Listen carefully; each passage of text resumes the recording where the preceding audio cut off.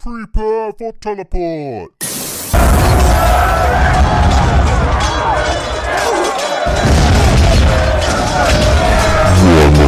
Alright, welcome to Warmonger. This is Warmonger 3, and we are talking about Raven Guard. On the line on Discord, I've got is it Llewellyn or Llewellyn? Llewellyn. How do you pronounce it? It's Llewellyn.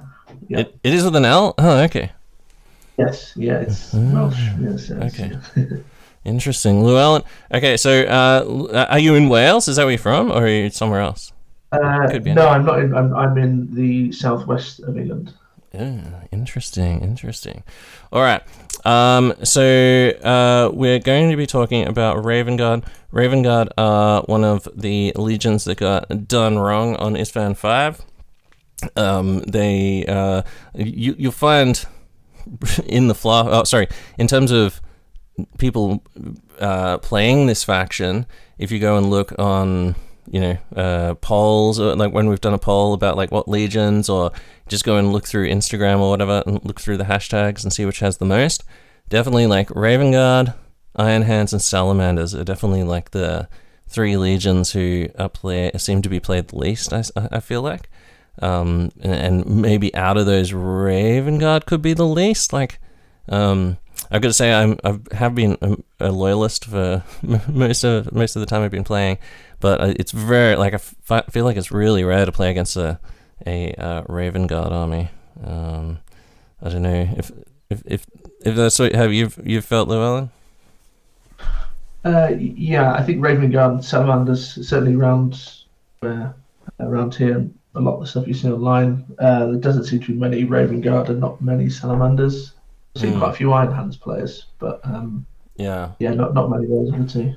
Yeah, I think out of those three, definitely Iron Hands are like the prestige one, and I think maybe Raven Guard and Salamanders and Thousand Suns are probably like the weakest legions. Maybe they seems to be emerging from like what we're seeing on the tabletop and just what YouTube people are saying and that sort of thing. Yeah, I think so. I think Mac has done some kind of good short overview videos of different legions and the kind of initial thoughts. Yeah. I think like definitely like Salamander. Well, Raven Guard people seem to be complaining a bit. That's what I'll say. Like Raven Guard players seem to be like, oh man, what the fuck. Salamanders players just getting on with it. There, I would say. I think it's some of the stuff is tricky with legions which have got lots of things like template weapons. Salamanders, it's tricky because you can, with the reactions the way they are now, you can potentially mitigate and get away from those templates a lot easier than you could before. Oh, so they move up and then you do a movement reaction to move away, get out of range. Yeah.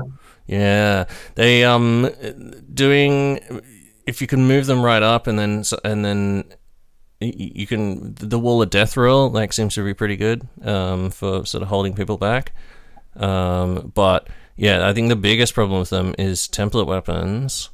You're getting that reroll against it if you're heavy on your armor. And so if it's not like a plasma flamer like the Dark Angels have, where you got rending or breaching or whatever, a 4+. If you put them on say my Iron Hands Cataphracti, then I'm first of all you're losing 1 strength on the attack, and then I'm getting a 2+ rerollable, which I think when we had Ryan on the other night, he was saying there's a 97% chance that you'll pass a 2+ rerollable. Yeah, that sounds about right. Yeah. So, and then obviously I got 2 wounds as well. So. Yeah. Oh yeah, and then 2 wounds of course. But Raven Guard, I read through the rules like everyone else when the books came out, and then basically just went back to concentrating on my own legion and just thoroughly math hammering it. But I have read back through the rules a couple of times, and I read back through the Raven Guard rules just today, and I was after playing a game yesterday with my battlefield data in my head. I was noticing. I don't feel so down on the Raven Guard. I don't know. I'm feeling kind of upbeat about some of their rules. I think some of maybe their synergies aren't very good. They don't have things that synergize well like some of the other legions. But just individual rules, I think they have some very good ones. So, in terms of fluff, yep, like we said, they got smashed on Isstvan 5. Ferrous Menace came down from space, basically immediately launched an attack towards Horus to try and just keep the pressure on Horus, keep him pinned down, keep their legions pinned down on the ground.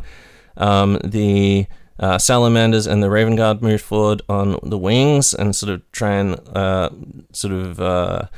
just keep the pressure up on them because remember, in only a few hours' time, the other fucking 4 legions are going to arrive, and they're like some of the Night Lords who can just send like mass fucking troops forward. The Iron Warriors with the fucking just all of their siege shit, like they'll be immediately able to just like immediately put up like heavy firepower on the traders. The Word Bearers with their massive just like bulk legions as well, able to just like throw that shit into the fire. Who are the other ones? Alpha Legion, sneaky boy Alpha Legion. Being able to do some infiltration raids into the traders and all of that sort of thing. So looking pretty good. However, traders turned out the fucking those 4 legion went there to like attack Horus and help out and relieve the pressure and keep the battle going. Because obviously, I think as it was planned, and if you just read through the black books, there's like a backwards way of looking at like Ferrous Menace and being like, oh, what a loser, why'd he attack? But the plan was sound, just pin the legions down until these other 4 mega legions arrive, and then just like fucking, and then by that time, the Iron Hands, the Salamanders, and the Raven Guard can withdraw, and then just like keep the pressure on them. So Raven Guard unfortunately got sandwiched between like the World Eaters and the Night Lords, I believe, and being like not like a like a full-on feral assault legion, they're able to just like stand toe to toe with those guys. I think they really got fucked in the from behind heavily. So Raven Guard then was just like trashed. And Corax, spoiler alert, Corax managed to just like flap away. Went fucking crazy for a while, getting all about vengeance and shit, and then managed to get off world and attempt to rebuild the legion and all that sort of stuff. So what we're talking about now is the early meta. So this is before any like campaign books or anything like that come out from Forge World. It's basically just like take all of the lists from 1st edition, turn them over to 2nd edition, so we've got something to start working with. Because like, I mean, after they bring out the Liber Imperialis and the Demon book, which I think is going to be a free PDF, maybe? I can't remember if that's what I heard or not. Or at least a free PDF for It is, yeah, and then a free PDF for the militia. Once they've done all that, I mean, they're going to be bringing out shit like every... like, they're going to just keep bringing stuff out. So, I mean, obviously more shit's going to come for all the legions. So, a lot of people are just getting, like... I think people are just like, oh, is this all you're getting? I think, like, once books start coming out with more shit, I think legions will get extra stuff, and the story will either keep going, or maybe they'll start it from the start. I don't know. Who knows? Maybe the first book is going to be another look at Isstvan 3 or something. Who the fuck knows? But so yeah, I think it's a bit kind of mixed up, because the sort of back in 1.0 there was kind of this trend where the legions that were released towards the end tended to get a lot more kind of special units and perhaps a bit more kind of variety in the rules and things like that. And then there's been this kind of reset where some of those legions that had lots of units, some of those have then gone into this kind of PDF of Doom, where it's kind of a bit of a roulette to see whether those units are any good or not. So if you're Ultramarines, then you got good stuff. If you weren't Ultramarines, then I don't know. Hopefully it worked out for you. Yeah, definitely. So Raven Guard are one of the legions, just like Iron Hands and salamanders, and not only did they get fucked in Ispan 5, but in real life, or sorry, not real life, in the now times rather than in the future, because we know that they do get fucked on 27,000 years in the future. In the current timeline here on Ancient Terra, they got fucked by not having that much shit to begin with, like some special characters, a few special characters. Some of them had like some cool models, like at least Iron Hands got like the Immortals and the Gorgons and the Iron Hands Mark III conversion set. But some legions like Salamanders, like, oh, I guess Salamanders did get Firedrix and they did get the other boys. Oh, I guess like, yeah, all three of the legions did get at least 2 units. They got some conversion stuff, but like no special characters, no special Praetors or anything like that. I don't believe. Oh no, sorry, Iron Hand. No, correction, Iron Hands do have that cool Terminator guy. But yeah, I think like those 3 legions in particular, I feel like they're kind of probably the ones that have been left to kind of stagnate the most. Like you said, no character series models, no generic Praetors or anything like that at all. Yeah. But I mean, that in some ways that is in the spirit of those legions. Just fucking carry on, mate. Like, we're just gonna keep fighting the war, even though like half our shit or most of our shit got smashed in this 5. We're just gonna keep doing it. So that's what this list is that we're about to go through. The Raven Guard list, like it's an early meta list. There hasn't been, I should say as of today, which is 18th of September, there has not been an errata. No errata has been published yet. If there is an errata, then we'll incorporate errata stuff in from that point. And maybe we'll do like a special Warmonger appendix episode or something where we just like smash through the errata or something like that. Okay, so any other things that we need to know about the Raven Guard, Llewellyn, in terms of fluff, or like the history of how they were played on the table or anything? Unfortunately, Corax didn't quite manage to kill Lorgar, which would have been nice. Oh, true, yeah. Well, he was saved by Nighthorner, right? Nighthorner came and just like had a fucking flying man duel. Yeah. It would have been good if he'd killed Lorgar there. Fuck, that would have been good. I mean, what does Lorgar do in the rest of the heresy? Basically nothing. Wandering around, painting his face. Yeah. All right. Old makeup. Yeah, just crying while wearing makeup. That's basically all he does. Okay, Raven Guard. Now, let's cover their special rule. So their main special rule is, much like the First Legion, a special rule which gives more special rules. So, Shadow and Fury, basically there's 3 different types of Raven Guard guys. There's Talons, Falcons, and Hawks. So when we're discussing units, we'll try and use the Talons, Falcons, or Hawks if we're talking about these units, just so we can remind people as to what special rule they get. Now, is there an easy to remember way to know to tell the Shadow and Fury, Talons, Falcons, and Hawks apart? No, there's not. There's a whole fucking giant massive 3 massive paragraphs on how to tell them apart. So I will just read through this one. I'm trying not to just sit here and read the fucking rules out.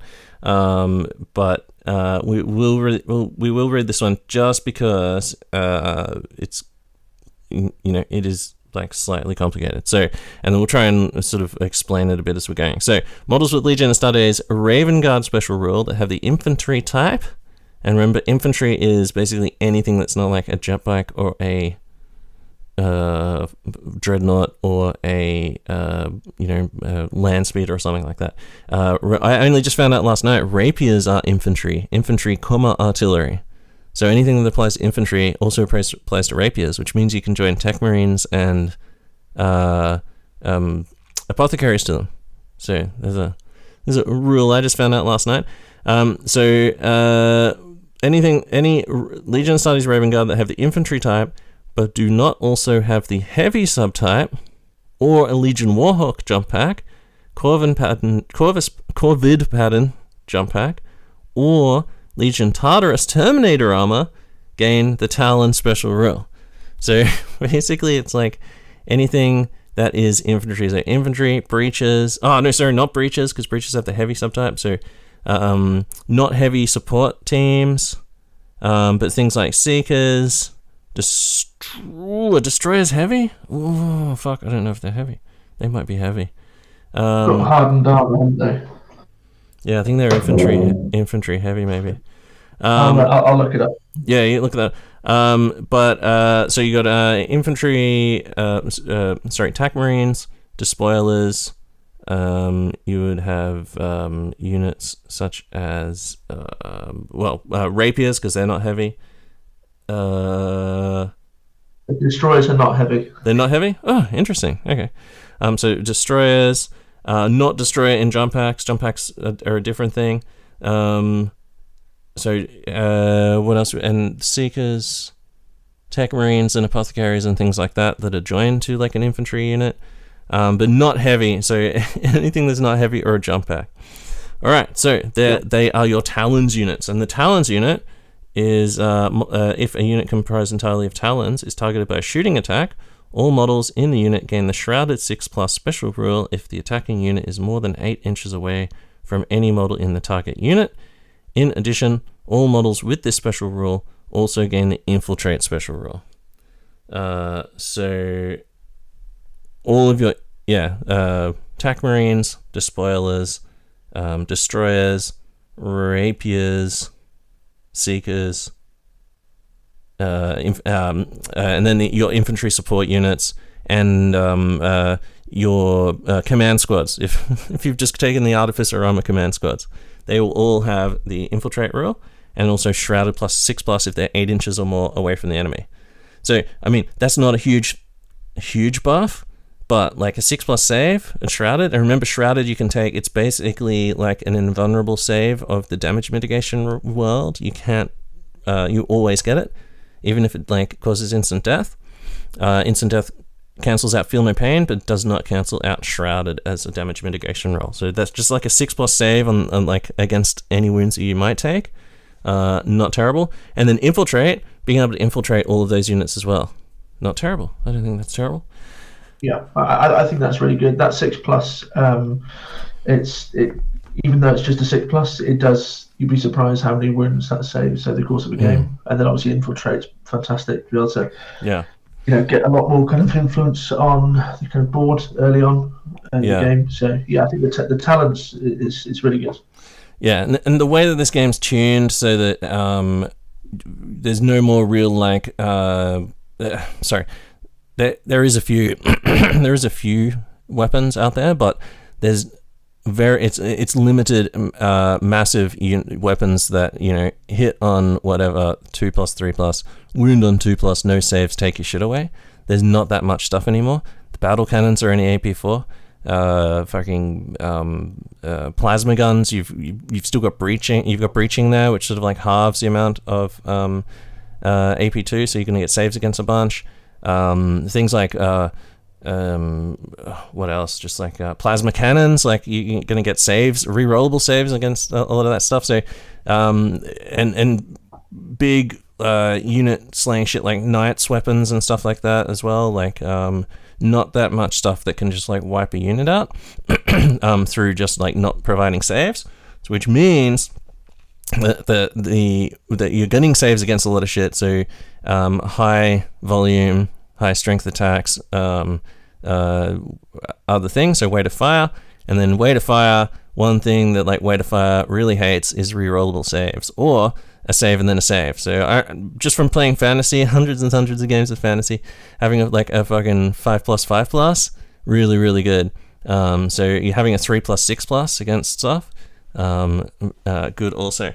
And this is just basic. That's just basically all their slow shit as well, or all of their all of their infantry stuff is getting that. There's a lot of Shrouded and shit to come, which is something that stands out. Okay, Yeah. so that is the Talons. That's all of those units. Next up is basically anything that's a man-sized thing that isn't that wasn't in the first lot. So any Raven Guard Dreadnoughts, any models with the Legion Astartes Raven Guard and the infantry unit type and the heavy unit subtype, or any models with Legion Astartes Raven Guard special rule that have a Legion Warhawk jump pack, which is your normal jump pack, movement 12 jump pack. Corvid pattern jump pack, which is a special Raven Guard jump pack, which is faster than that. I think it's 16. Oh, wait, is it 16 or 14? 14, so 2 extra inches. And the other thing about the Corvid, spoiler alert, we'll cover this in a minute, but just to remember why it's different to a normal jump pack, you get a 4+ invulnerable save against fucking crashing into haystacks and shit, if you have to move into cover and that sort of thing. Okay, so anything that has the Warhawk jump pack or a Corvid pattern jump pack or Legion Tartarus armor. So that's basically all of your Terminators, all of your Jump Marines, all your heavy weapon squads. They gain the Falcon special rule, and the Falcon special rule is any models with this special rule may reroll failed to wounds rolls of 1 in any assault phase in which they make a successful charge, even if that charge is considered disordered. So that's on breaches. I guess it's alright on them. Heavy weapon squads though, Falcons doesn't really doesn't help you at all. This is where the rules start to kind of fall apart a little bit. Yeah. So I definitely think that, I don't know if maybe they put heavy on extra units or something, but I think I think heavy weapon squads and anything that's heavy but not a Terminator should probably have the Talon special rule rather than the Falcons, because it really doesn't help. I mean, then this is their Legion rule, right? So your heavy weapon squad's not getting like any fucking benefit at all. It's kind of weird because almost every other Legion. I mean, you could say like think about maybe just heavy weapon squads aren't meant to be that thing. That maybe that's what it's meant to be. Like you're not meant to run that kind of shit, and then they're.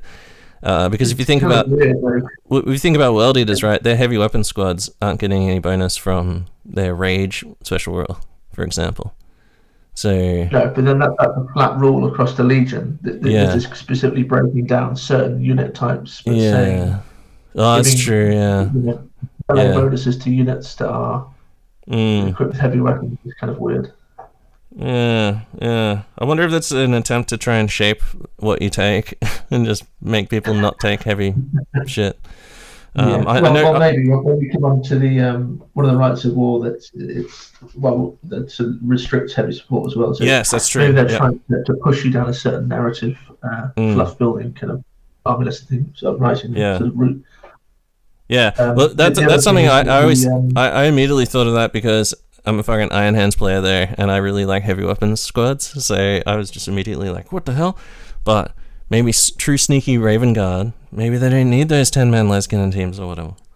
Or they... No, I suppose perhaps they would prefer to use Nemesis bolters and things like that than Lascannons. Well, and remember rapiers as well. Can you check and see if those rapier squads are heavy? I don't think they are, but if they are, that's really annoying, if they are heavy.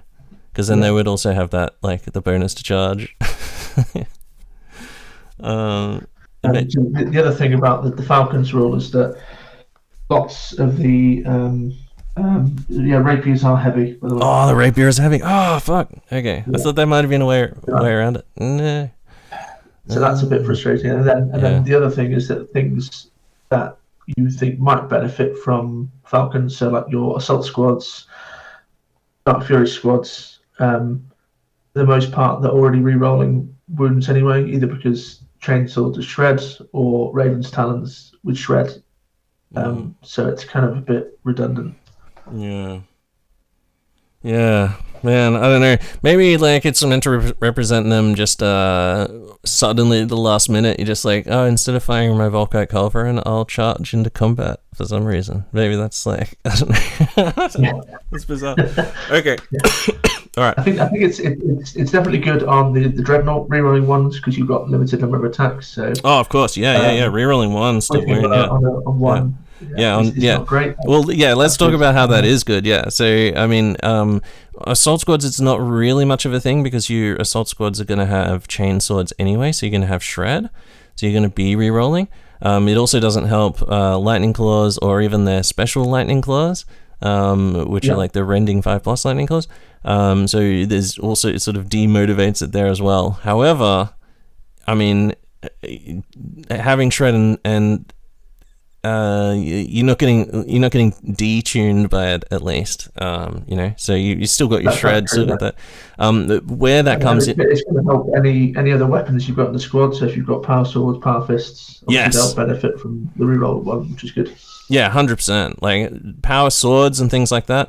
Although like it may be Raven Guardy to take lightning claws whenever every possible opportunity. Not everyone in the fucking Legion has goddamn lightning claws. That'd be insane. How would they do anything? Lots of them. You could have a just a basic close combat weapon and not even a chainsword, and you're still re-rolling your ones to wound. And then all the way through to things like power axes, power fists, chain fists. Thunderhammers, like there's nothing worse than just like slamming a thunderhammer into someone and then just like, double ones, fuck. Being able to just re-roll that, no, it's not double ones, it's double fours, fucking roll 4 saves, that kind of shit. Yeah, that's definitely decent. Like I said, on Terminators it's really good.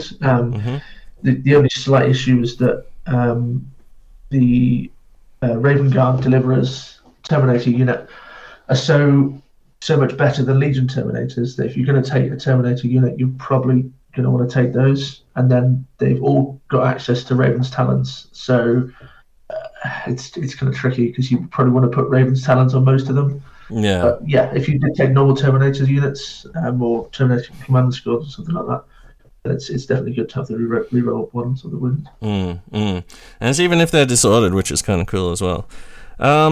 Okay, so what else is left in the army? Oh, tanks and other shit like that. So, the last one is models with the Legion Studies Raven Guard special rule and the cavalry unit subtype. Cavalry unit type, or both the vehicle unit type and flyer or fast unit subtypes. So things like the little fast boy. What's that new thing called? The saber, which is fast.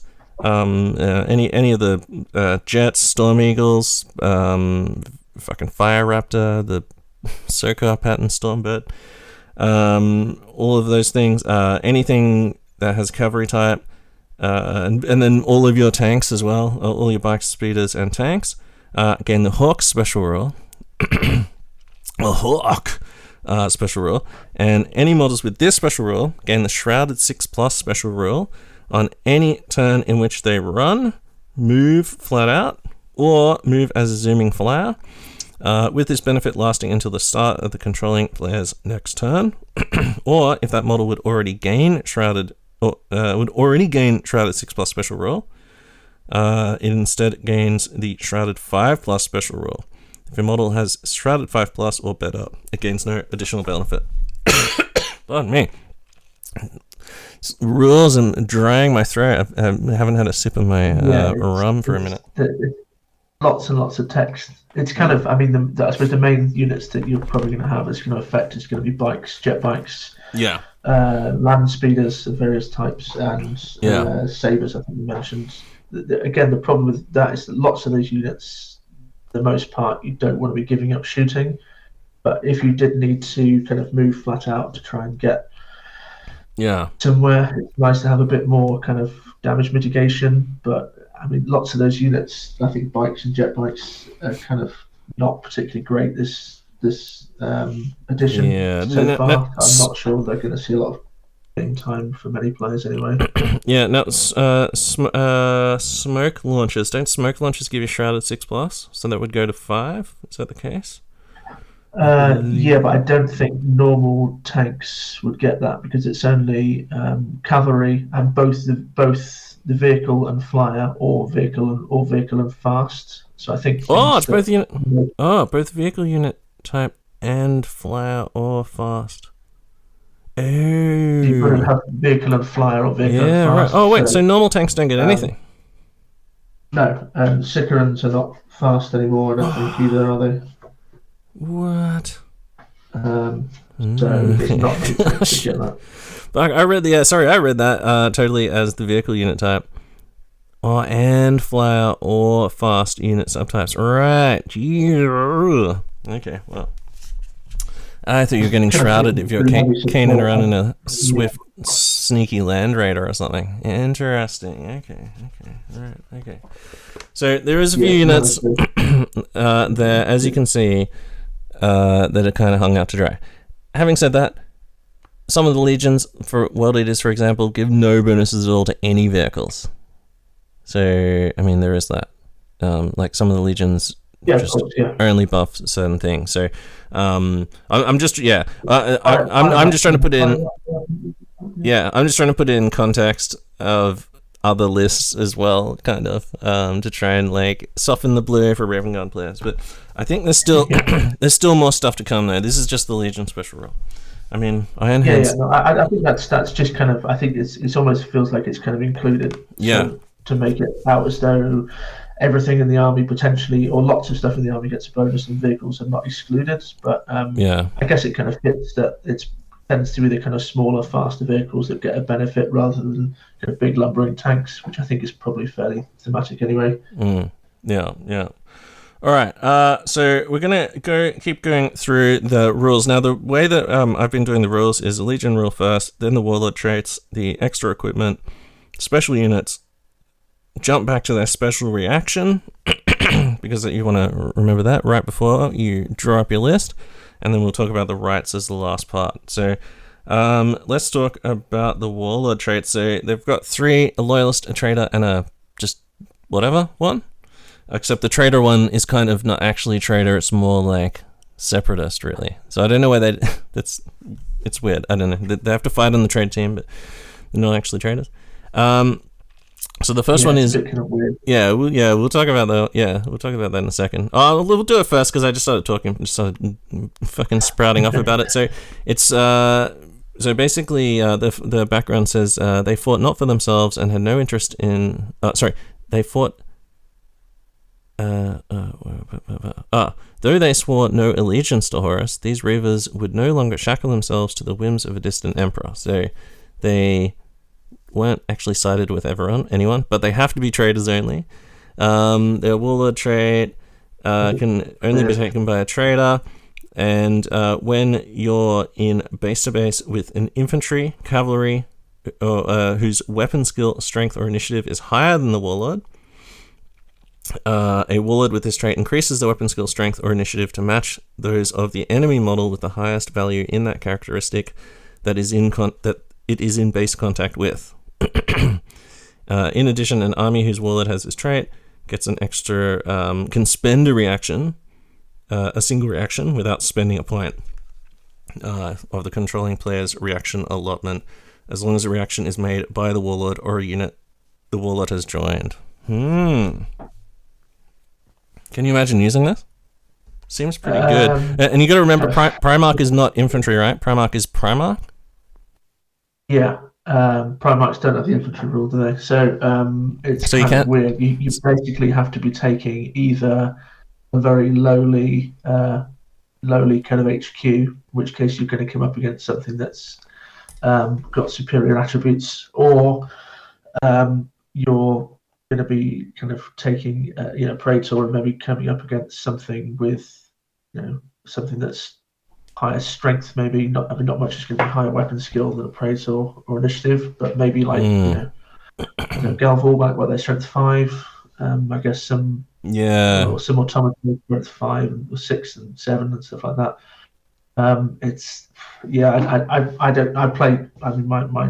My army's loyalist, so I've not used this. I think it's the other two. I think are probably a bit better. I think than this. All right, consider this: if you had a Dreadnought King, Raven Guard Dreadnought King, which is initiative 4, just a Dreadnought, but gets an extra attack or something like that. you could swap weapon skill. You could get higher weapon skill. You could get higher initiative, which would be pretty good. Yes, that's true. Yeah, quite niche. Don't they have to take? Is there not some special warlord trait? Are you thinking you're in Yeah, they just gain these ones. They just gain these like warlord traits. Yeah. So if your warlord is a dread, there's some really like crazy options you can take. Especially this one. Obviously, the thing about this is if you're swapping with them, that means that you're just going the same as them. So it's sort of bringing you up to their level. It's not really giving you a huge bonus. It's just letting you strike simultaneously, which for a cheaper model is a bonus. Yes, that's true. Yeah, I thought I had it in my head that I thought when you had the Dreadnought Rival or the Fury of the Ancients, I thought they had to take some specialist warlord trait. But yeah, you're right. That's an interesting point. Yeah. They get some like crazy equipment options as well. Oh, well, actually, we'll look at the Raven Guard when we get to that. Okay, so that's the trader one. Hidden Hand is while the warlord is in reserve, so while he's off the table, you can reroll all failed reserve rolls. When deployed to the battlefield, the warlord and all models in his unit gain a Fleet 2 special rule. In addition, an army whose warlord has this trait can get an additional reaction during the player's movement phase, as long as the warlord has not been removed as a casualty. So if you remember that, like if you're within 8 inches, you can get the Shrouded or whatever for free. You could do that as a reaction and just like jump out of the way. I can do that twice. I think this one's really good. This is the one I've used a lot. There's some really kind of nice synergy you can get with this, which when we kind of come on to the rights of war and other bits, I think this one's really good. I've used a Praetor in a unit of Dark Fury with this, so it just helps reliably get them in on turn 2, and then when they come in, they've got that fleet too. It's really nice. So yeah. So you think reaction in the movement phase is the better one to have, an extra one there? I think people tend to gravitate towards reactions in the shooting phase because of things like return fire, evade, stuff like that. So I think probably reactions in the movement phase are maybe something that people don't always pay attention to as much. But I think it depends, because it's got that kind of trigger where it tends to only trigger if units are coming close to your army. So if you're playing against an army that's got lots of your gun line or something, you maybe not going to see as much reaction to the movement phase. But I think it's I mean all these kind of warlord traits, when they give you the extra reaction, you're generally going to pick the warlord trait based on the bonuses for the warlord trait, and then the extra reaction is kind of just an extra bonus. To some extent, yeah. I think like some legions got really lucky with this. Yes, definitely. Okay, so the last one is the Bane of Tyrants, which is the loyalist one. I think this one's pretty fucking savage. If you're like an Ed Nihilator style Raven Guard player, where he had the guy, I forget his name, but somebody the Crimson, I believe, and he had this awesome like power chain axe, a chain Paragon chain axe, whatever the fuck. It was a Paragon blade. Dude was a murderer. So the warlord increases his attacks and strength characteristic by +1 when engaged in a challenge, and by +2 when engaged in a challenge with the enemy warlord. In addition, an army whose warlord has this trait may make an additional reaction during the assault phase, as long as the warlord's not dead. So +1 attacks and strength, and then +2 in a challenge. Like that takes a Praetor to strength 7 with a Paragon blade. With what? Fucking this one's really good as well. I think. Six attacks base. So if you go for kind of Paragon blade and another specialist weapon, you can get crazy amount of attacks on the charge. Yeah, definitely. I think like fucking Jesus Christ. I mean, they have to accept the challenge, obviously, but there's a bunch of martial legions who have to accept challenges. I think Emperor's Children still do, right? At least. So I mean, they're almost always going to go before you, and they're going to have some fucking contrivance such as sonic shriekers. So you neg one to their weapon skill, or your weapon skill, sorry, stuff like that. But like getting that extra strength and those extra attacks is really good, especially in this edition where it's not like you could just. It's not like you've got tons of attacks. You don't just get extra digital weapons or whatever. It's not like +1 attack for 10 points anymore.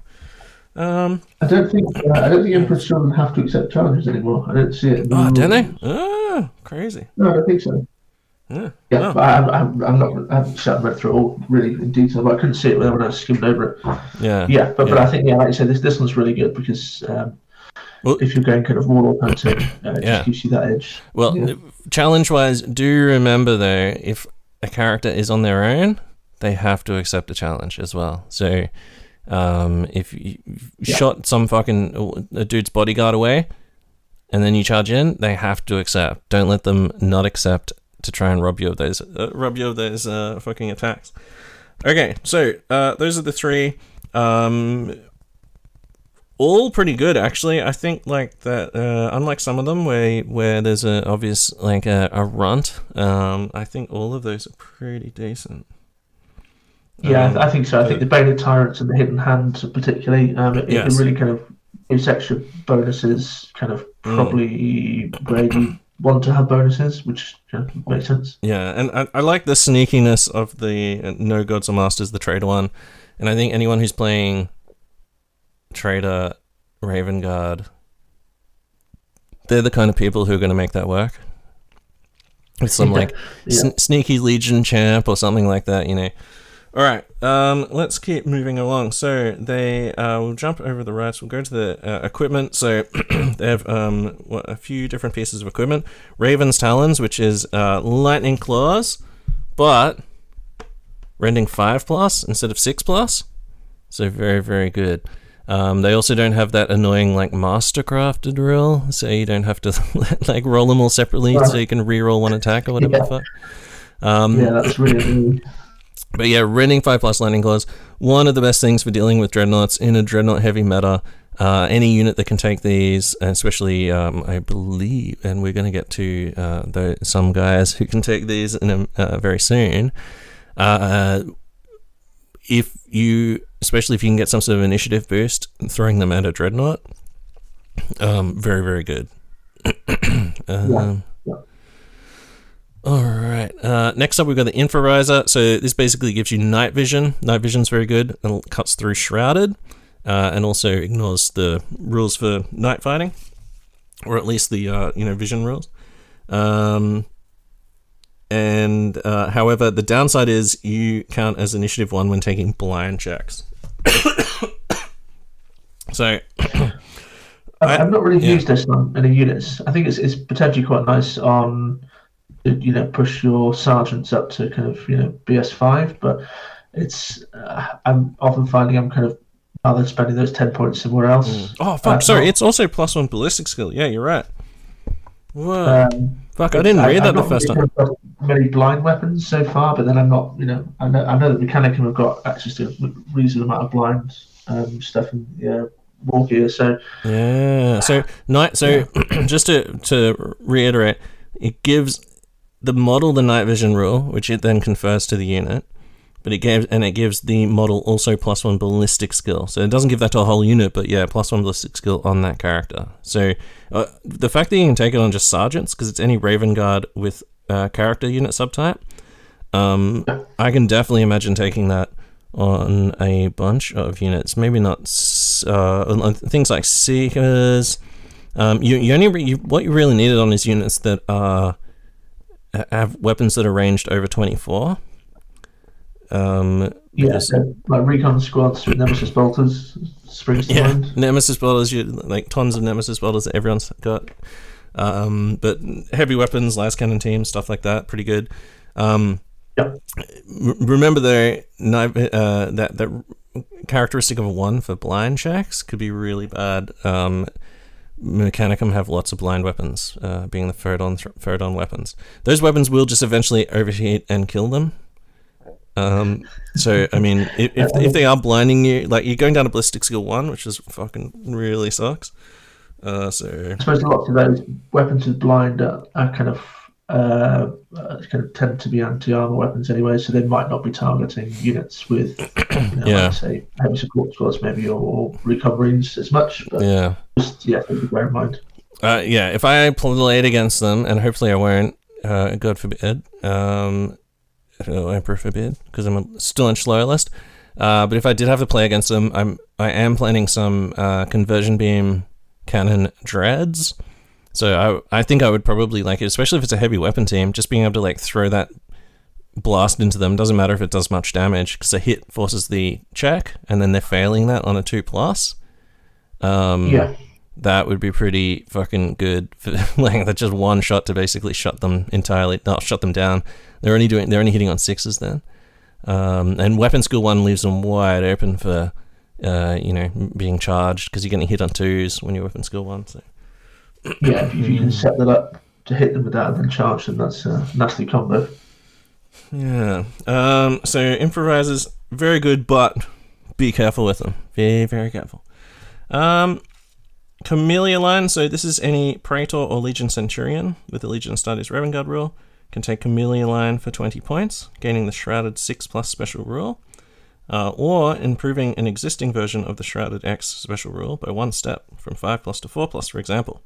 Model with Mortificator or Praevian console upgrade may not select Camellia line as an upgrade. So remember we were talking about earlier on the Hawks and Talons and all that shit. The Talons and Hawks Shrouded 6+ would stack with this, so they would go to a 5+. So all of your infantry squads, being despoilers, tacticals, recon, and things like that. And then recon, I mean, they're getting cover save and then a shrouded save, so they're going to be very durable. Yeah. If they're in ruins, they're getting a 4+, 5+. That's. It's definitely good. I mean, getting the extra bonus on shrouded is good. I think it feels a bit expensive. I think I know that's a really good damage mitigation. Like you say, you can't remove it with instant death. 20 points. It's pretty steep. Is it only that model though that's getting it? It's not. Is it conferring to the unit? Any special? Yeah. So maybe given the Chameleon upgrade for 20, gaining Shrouded special rule improves an existing version of Shrouded. So would that mean it would only be hits on that model that would get Shrouded? Mortificator and Praevian console can't take it for some reason. I wonder why Praevian can. Oh, because it. Maybe because it. Oh, maybe because it does confer. Because Praevian and Mortificator, they don't want a Mortificator giving it to a Dreadnought. That would be the only reason you wouldn't include those two guys, right? Because one of them could give it to Automata. Well, actually, they should have actually banned a Forge Lord from taking it, because they have Patris Cybernetica. So if it does confer, you could give him Camellia line and get him to join a unit of Castellax or whatever, and then he would. It doesn't say in the rule that it confers Shrouded. It just says when a model with this rule suffers an unsaved wound. It doesn't say anything about it conferring, and it doesn't say potentially then what happens. I suppose if you've got it doesn't confer, then you could potentially have Praetor with a 5+ Shrouded, and the rest of the units got a 6+, and then you only get the 5+ if the wounds are allocated to the Praetor, maybe. Yeah. Maybe they don't want people giving a 5+, 5+ to, say, against las cannon shots.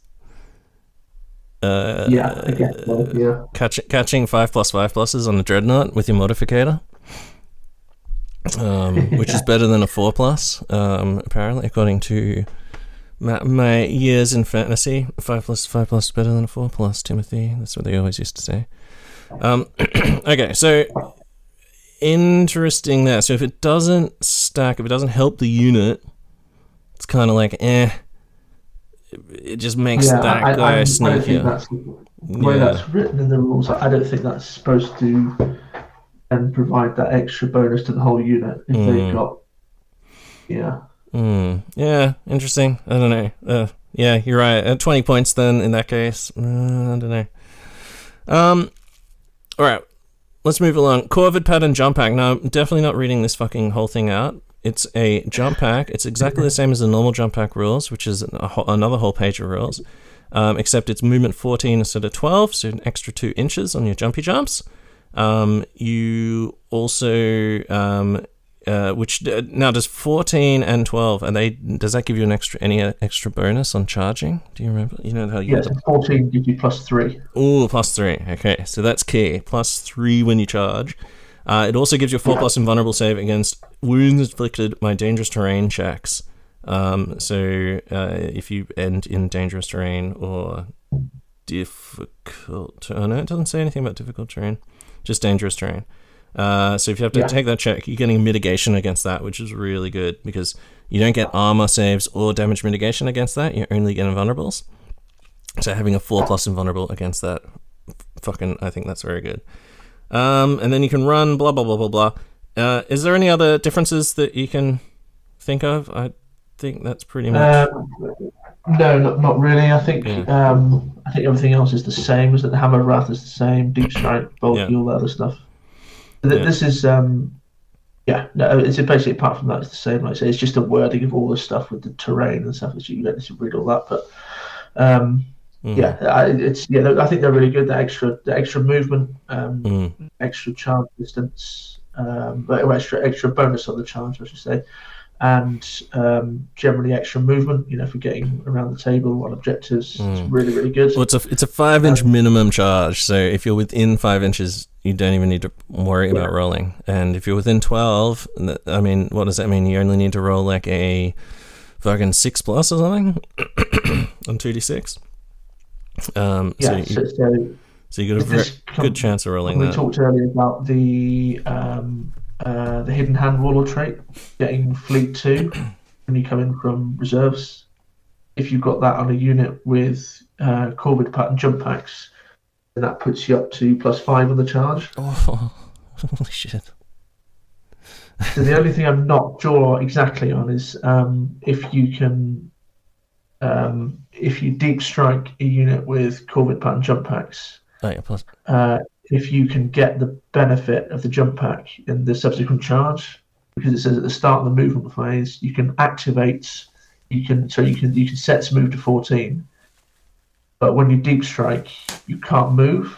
But are you allowed to activate and not move to then get the bonus to the charge? I've not been able to kind of work that out from the rules. It's not very clear. Hopefully someone's written into the errata department with that. Also remember, people listening at home, if there is stuff that you come up with and you like theory hammer up some crazy shit, first thing you need to do is go to the Forge World site or the Games Workshop site or whatever it is, and find the feedback email and email to them. And then you can go post on social media. There's no point in just posting it straight to social media and just people arguing about it. It's easier to just email them, and then they can put it in a errata at some point, whenever the errata comes out. Okay, so I guess so potentially you arrive on deep strike on your reserves at the start of the turn. You place the models down. In your movement phase, you activate the jump pack and set your move characteristic to 14. But you just don't move because you can then allows the model with the Corvid jump pack to move up to 14. So you can move up to 14, but you're not allowed to move. So if your move characteristic is up to 14, do you then technically get the bonus to your charge? It's kind of weird, isn't it? I don't know. Yeah, I think you would. You'd have to assume you would, right? Like it just seems a bit kind of like if you deep strike with a jump pack, you then don't get to use the jump pack to move or to get the benefit of the charge. It seems a bit harsh. So if it is, if that is the way it goes, then with that hidden hand warlord trait, you would get +5 to your charge distance. And re-rolling for reserves as well, right? Yes, and that's the other thing that goes really well with that. So all you can do is just it's while he's off the table, yeah. So you hold him in reserve with a bunch of other psycho jump pack, what are they called? Corvid pattern jump pack units. And then just dump them down and mass assault people. Pretty brutal. Just judging that, like, it sounds really good, but being able to figure out how to actually play it on the table on every different kind of terrain and mission type and stuff like that. That's where that's the real key. Picking the target as well, because you read all that and you think that's just awesome. You come in, you've got +5 on the charge, you've got Hammer of Wrath when you get in, but actually getting in where you want to be, making sure you've got nuncios so you can re-roll scatter, and making sure you're deep striking within the sight of one of your nuncio boxes as well, and then picking a target that isn't just going to decimate you with interceptor and then Overwatch. That's the kind of tricky bit. Yeah, fucking 100%. Okay, so that is their special equipment. They did get a bunch of special equipment. What was it called? The pattern jump pack. You can give that to any Raven Guard independent character who has infantry. Can exchange their Warhawk jump pack for that jump pack. So anything that you can take a jump pack with, basically, you can swap it for that, and then those guys can join those units. So things like apothecaries, very useful. Although, make sure you might... Apothecaries can't take it because they're not independent, I think. Oh, they're not independent? Oh, okay. Well, there you go. Yes, independent character. Yes, correct. Yeah. Although, I was just about to say, think very carefully if you need a apothecary in some of your units if they're getting shrouded anyway. Because it's a superior damage mitigation roll to Feel No Pain. Alright, let's talk about special units. First up is the more Dathan squad. These are the Snipey Boys, Infiltration Snipey Boys. We've got really fucking nice models. I really like these models. Do you own many of these guys? Pretty much. They don't look like some of the older kits that haven't necessarily aged that well. Yeah. They're really nice. Yeah, nice Mark 6, so they fit in well with all of your plastic bulk Mark 6 as well. All your units that aren't getting any bonuses. So more Dathan, 150 points for 5, and then they're 25 points each.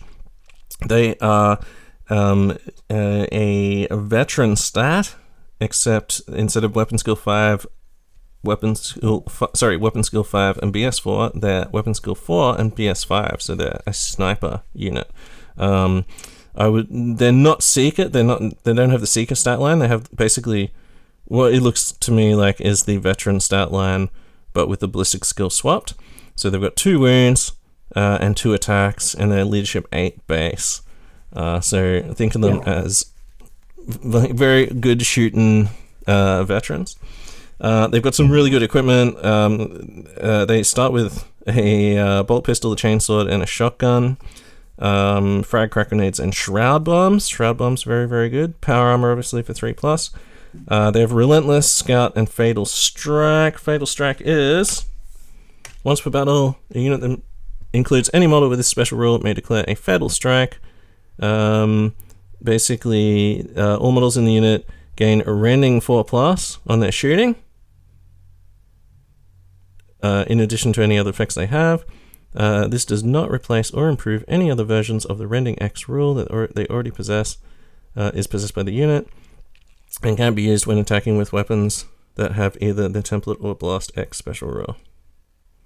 This does not replace or improve any other versions of rending. So that's the key part in that rule. I don't know why they put that in. That's just the rule that kind of sucks. That's the part that seems to kind of disgruntle some people. I don't think people want to run them with, or have been running them with, Nemesis bolters, but then Nemesis bolters don't gain any benefit from the rule because it doesn't replace the rending 5+ with the 4+. Correct. Having said that, though, an Astartes shotgun, which is Assault 2, gaining rending 4+ on its shots. Yeah, that's good. Yeah, I think with BS5 as well. I've not run any of these myself, but it seems that the way lots of people are kind of leaning to is combi Volkites, and then sort of chuck them in a Rhino, drive it where you want, and then jump out, because you can fire the bolter and the Volkite at the same time. Twice each. Rending 4+ in both. Yeah. Which is kind of that's a lot of shots and that's a lot of rending. That's fucking nuts. Rending 4+ as well is pretty fucking psycho. Just on things like, I mean, like plasma gun, even though it's breaching 4+, it's strength 7, but getting rending 4+. So that would mean that if you roll a 4, you're already at strength 7, so you get a 4, so you would go to 11, 12, 13, 14. So you could glance Land Raiders even if you roll a 4 on the rending. If you roll a 6 on the rending, it's like 3+ to pen a Land Raider. So things like that. Or on a melter gun, the melter gun, you're rolling 2d6 for pen, right? If either of those is a 4+, you gain an extra d3. So that's pretty good. Just ensuring the kill on a fucking Spartan or something with a couple of melter gun. Can they take melter guns? Yes. Also not bad if you take, if what I mentioned earlier with the combi Volkite, because they've actually got, like I said, they've got veteran stats, well, apart from the weapon skill, but they've got 2 attacks base, they've got 4 attacks of the charge, 5 of the shade. So you could, at a pinch, you could shoot all of that, rapid firing bolters, and because they've got relentless, they can charge, and the Volkite. All that with a fatal strike, and then charge afterwards as well. You can probably finish a unit off with that because of the number of attacks they've got. Dude, I would just like running like that. So that involves like a 5-point Nemesis bolter or a 5-point minor combi weapon. Just running them like super cheap, like for 250 points. So the first 5 plus another 4, that gives you 9. 9 gives you the most efficient special weapon choices. So there's like a bunch of stuff in there, like even a flamer, like a 4+ rending flamer. It doesn't work on flamers or templates. Doesn't work on templates? templates? Blast. Oh, not template or blast. Okay, cool. So you want the max fire, but even just like they can take power weapons in there as well, or charnable weapons. Chuck a couple of power swords on a few guys, and like you said, fucking bulk attacks. Brutal. And then they've got scout, that's pretty good. And they're getting infiltrate, right? And fucking 6+ shrouded. Yeah, and they've got skirmish as well, so that if they're in, possible they to can cover. spread out a bit more. I mean, large templates are less of an issue in this edition, but spreading out and getting extra benefits on cover saves is nice. And shroud bombs as well. So +6 on the a good unit. I think they're pretty decent. I think you can run them expensively, or you can run them like cheaply, and I think either way is pretty decent. Like just that one turn, like with just 2 shots each from a sturdy shotguns and 3 special weapons, you're under 300 points, and on a 9-man unit, just a 6. What's a 6-man unit? It'd be 175. That gives you 2. Let's say plasma guns. I think plasma guns, if they were 4+ rending instead of 4+ breaching, imagine how good plasma guns would be. I always think about that. I think they probably did it as probably went with breaching just to try and kind of water down plasma a bit, because it was so good last edition. Yeah, dude. So when you look in the rulebook, in your 1723 gram rulebook, in the weapons section, there's it says like, here's some suggested, whatever the fuck, sample weapons, and it gives plasma blaster as basically exactly the same, only instead of breaching 4+, it's rending 4+. So I wonder if that at some point was the dream. Like just plasma being fucking really insane. You could just blast into a fucking Land Raider and just shoot its fucking... maybe that's probably what their initial thought was, to make it rending and then... Yeah, well, here you go. So, there you go. Now you can live the dream. 6 guys, 2 of them have a plasma gun, get within range. That's like 4 rending 4+ plasma gun shots. You're gonna like smash them into like a vehicle. That's pretty fucking good. Or just against a unit, like all of those, like 2 shots each, rending 4+, and then charging in and finishing them with all these shred attacks and stuff like that. Pretty good. Pretty good. The other thing about the shotguns is that if you, like, say, if you run them cheap with shotguns, then you're probably going to get the concussive. So if you are charging, you're kind of mitigating that weapon skill 4 a little bit. Oh, true. If your opponent's got weapon skill 5, then you're sort of leveling the playing field, and if they're weapon skill 4, then it's kind of turning it even more in your favour, which is good. So it's not even. It's like you got 5 points left over. You're almost at 200 points for 6 with 2 special weapons. And then if you just find 5 points extra, give a charnable fucking T-bar or some shit to your leader, to the more Dathan Shade. So when he fights a challenge, he goes a higher initiative. Oh, yeah, pretty good for 200 points. Alright. Yeah. Next unit, Dark Fury Squad. These guys also seem pretty good. So they are a veteran squad. Oh no, they're not veteran squad. They're veteran squad, but they're only weapon skill 4 instead of 5. Otherwise, they've got 2 wounds, 2 attacks, 3+ armor. Interesting that they're not weapon skill 5. They have power armor. The leader has artificer armor just for free. 2 Raven Talons each, though, so that's 4 attacks base, 5 on the charge. They've got that Corvid pattern job pack, which makes it easier if you need to jump into ruins. You're not gonna lose a bunch of guys. Well, you might lose a bunch of guys, but it'll soften the blow of losing a bunch of guys. Precision Strike 6+. Sudden Strike 1, which lets them strike at +1 initiative on the charge, which is very good against dreadnoughts because you're striking before them with up to 50 fucking rending 5+ attacks. You're only hitting on 5s though, due to the normal Dark Fury only being a weapon skill 4. But this, I think that's the big my kind of only concern with the unit. They are really, really good, and the fact that you can get multiple Chooser of the Slain, you can get up to 3 in the unit. Oh yeah, they're base 3 attacks. Skill 4 is it's really noticeable. When I've played in some small games, I've used a unit of 5 with the Praetor, deep striking it and then charging a unit. Just really need to, having the sudden strike is great, but you kind of really need to pretty much wipe the unit out or kill enough of them in the first turn, because when it comes to the second round of combat and you're only weapon skill 4 with most of the guys, and you're initiative 4, it's really not, you really notice that weapon skill 4 even just against basic weapons. You definitely need maximum Choosers of the Slain and give all of them Melter Bombs as well, because otherwise if you come up against... It's a lot more points to make the unit bigger and to put them in, but I think you need that. You need them to really kind of decimate the unit you're charging in the first turn. So it's 15 points for extra 1 weapon skill and an extra attack on that guy. And that's like 3 dudes who are doing 15 weapon skill 5 fucking rending 5+ attacks just on their own. At initiative 5. Sorry, not 16. Sorry, they've got 6 attacks. 6. Yeah, 6 on charge. Oh fuck! So 18 just between those 3 dudes.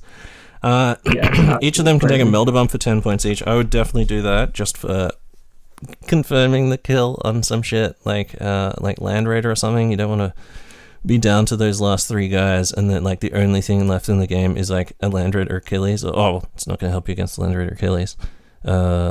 Well, maybe it will. Maybe the Strength 8 will help you get through. But, some kind of Land Raider vehicle or a Kratos or something left on the table and there's nothing you can do about it. If those 3 dudes also have Melter Bombs, they can do a Melter Bomb suicide attack. I mean, pretty good. And think about how expensive that is. It's 150 for the first 5. 125 for the second, so it's 275. another 30, so you're at 305 for the extra two Dark Furies. So it's only 300 points for a max squad with the 3 fucking dudes. Another 30 points, so 335 for all 3 of those dudes have melter bombs. So that's like, so 324 is how much a 6 Thalax with 2 photon thrusters and chain blades on the other guy's guns. That's 325. This is basically the same price as a max Dark Fury squad, and that max Dark Fury squad will fucking annihilate like Thalax. Just fucking slaughter them. They're not line, so they can't score, but these dudes are just like a fucking just engine of destruction. Just send them forward, slaughter the way through dreadnoughts, slaughter the way through Termies.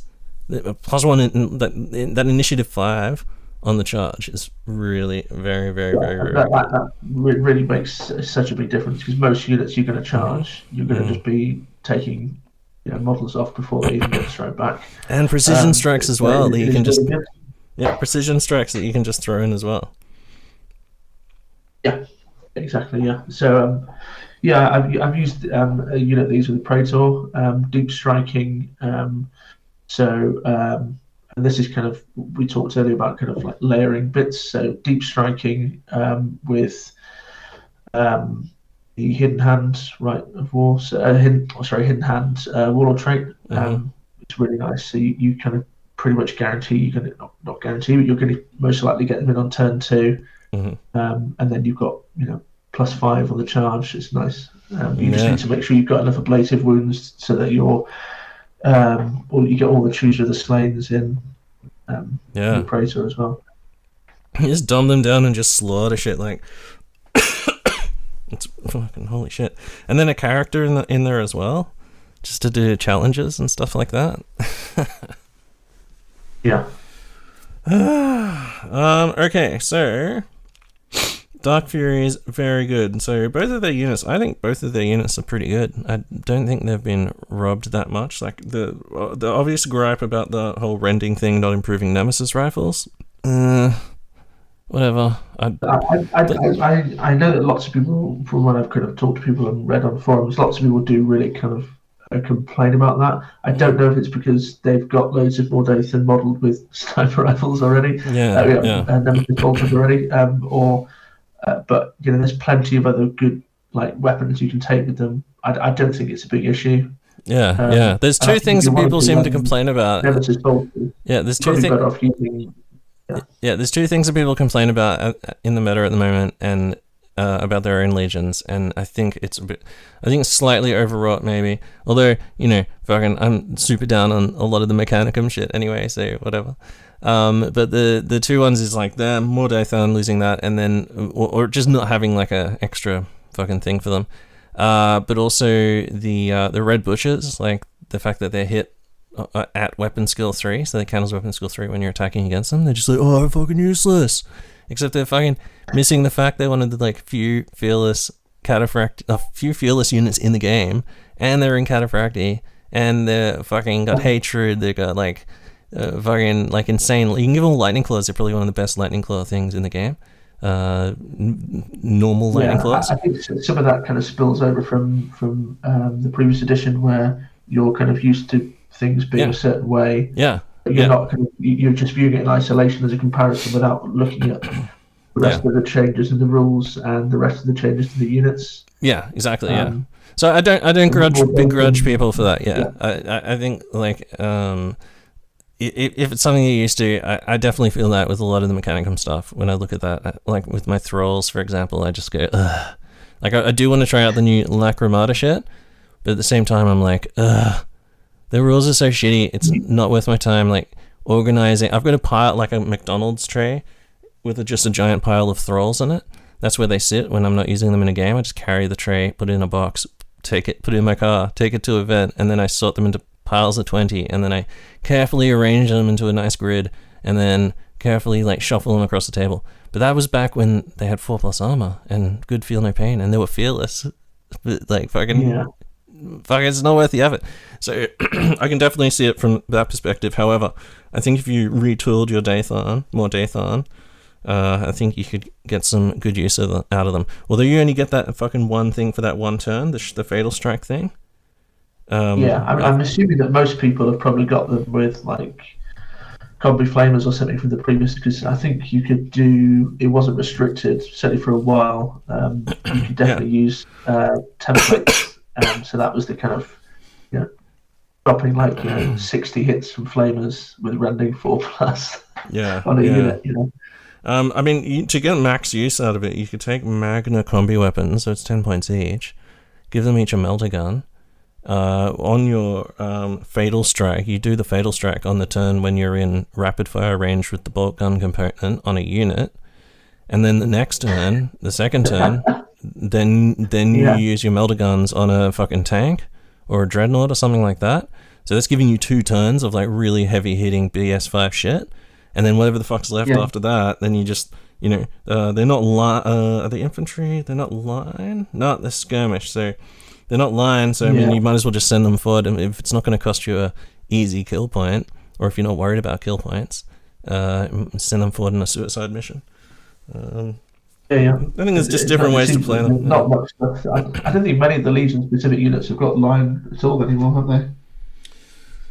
Not many. Funnily enough, if you take a Forge Lord and take Thalax, he allows you to take up to 3 units of Thalax. They have the line subtype, which isn't modified by his rules. So they're Elder and Elite's choice. They get line. So very, very good. I've been using them against Michael, my 2 units, and for maneuver warfare, holy shit, they're really good.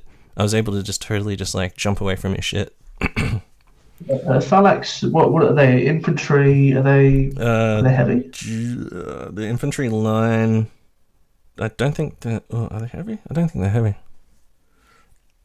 It would be pretty good for Raven Guard actually, because I think they get the shrouded probably, wouldn't they? But then they've already got Feel No Pain. I suppose they get the Feel No Pain. They get the shrouded if they had the Feel No Pain removed. But it's kind of a bit of doubling up a little bit. Yeah. Well, you know what it would get there? It would give you Infiltrate, or give them Infiltrate, right? Yes, that's good. Yeah. So and they have a rule where you can't infiltrate within 24 inches of them. Oh, is that the Jin site? Yeah. So if you rolled off for infiltration, you could just place them just so that the enemy can't infiltrate anywhere near you, because you could infiltrate them and then he has to infiltrate his shit not within 24. Just totally cock them right off the table. Yeah, that's pretty decent. Yeah. And because they're movement 13, you can move and then you shoot, and then after shooting, you can immediately make an extra 6-inch move. So we were playing the game that Michael and I played yesterday. We're playing it in the garage here. So I just got I've got this really nice city fight table or terrain, which is all just sitting on shelves in there. So I put some of those out. Yeah. So I was able to jump across a piece of terrain, land on the other side of it, shoot into the enemy, and then do a 6-inch redeploy back up on top of the terrain into cover. And then his units are like, oh fucking what the fuck. Really good Thalax. And so you can move and run and then... I wonder if you can...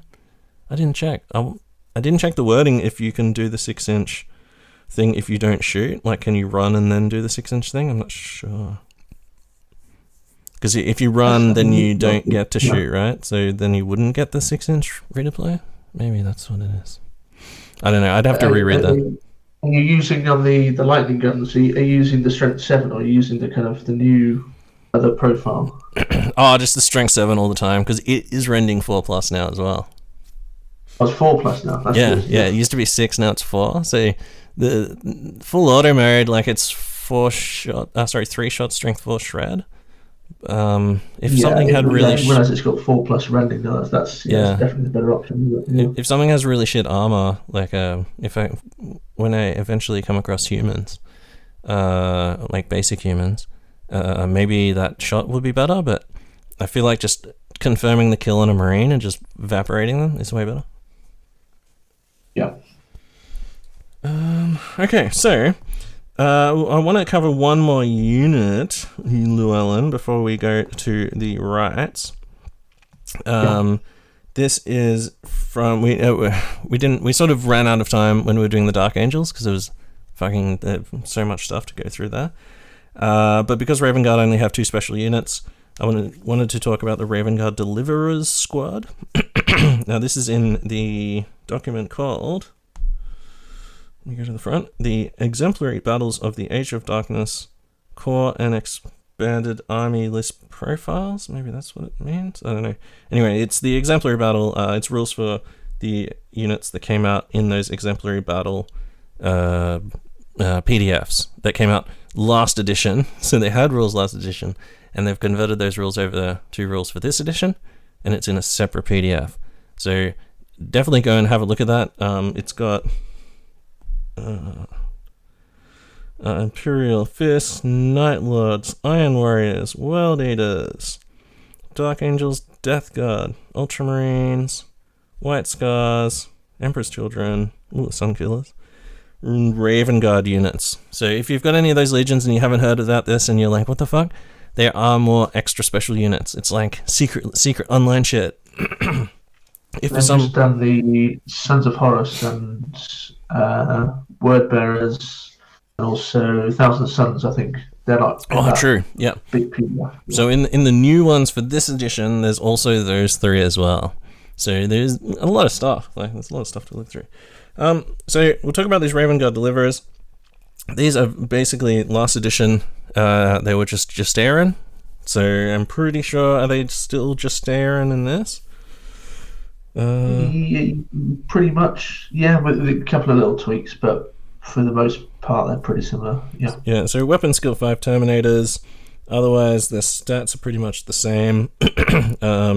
They have Cataphracti, Power Weapon Combi Bolter, Stubborn, a rule called Corax's Shame, but most importantly, in Deep Strike built in. So it's a 225 point for 5. And you can take up to an additional 10. So, breaking the 10 limit, which is very interesting. 40 points each. I don't know if I'd go above 10. I've been using 2x10 Castellax. 2x10 Cataphracti units. And just movement 6. They can't run. Just sort of like clumping across the board. Very like slow to move. At least when you kill people, you can do a little move when you charge, and then you do a little move after you kill them. But very big slow units. My 10-man units are pretty good. I don't know if I'd go over fucking 10 though, but maybe there's a cool weapon option. Let's have a look. So for every 5 models, you can have a heavy flamer, reaper, autocannon, or multi-melter. So multi-melter, very Justaerin. That might be why. That could be the key. 15 with 3 multi-melters. That's pretty fucking savage. Multi-melter's very good now. Twin-linked. Multi-melter is one of the things that got a double a double buff. So a lot of things just got nerfs. A lot of things got buffs. Some things got double nerfs, such as things like some Mechanicum units, like the Gets Hot rule sucks because no armor save now, and the way the weapon skill chart works is just weapon skill 3 is like total trash. So that's like an example of a double nerf. Multi-melter, however, got a double buff because not only did it get twin linked, but also it's because nothing has fucking armored ceramite anymore. It's like open season on everything, like shooting through the front of a Spartan and just being like, oh, you don't have armored ceramite, and they're like, not, and you're like, oh, I can fucking kill you now on a 5+ from the front of a Spartan, like.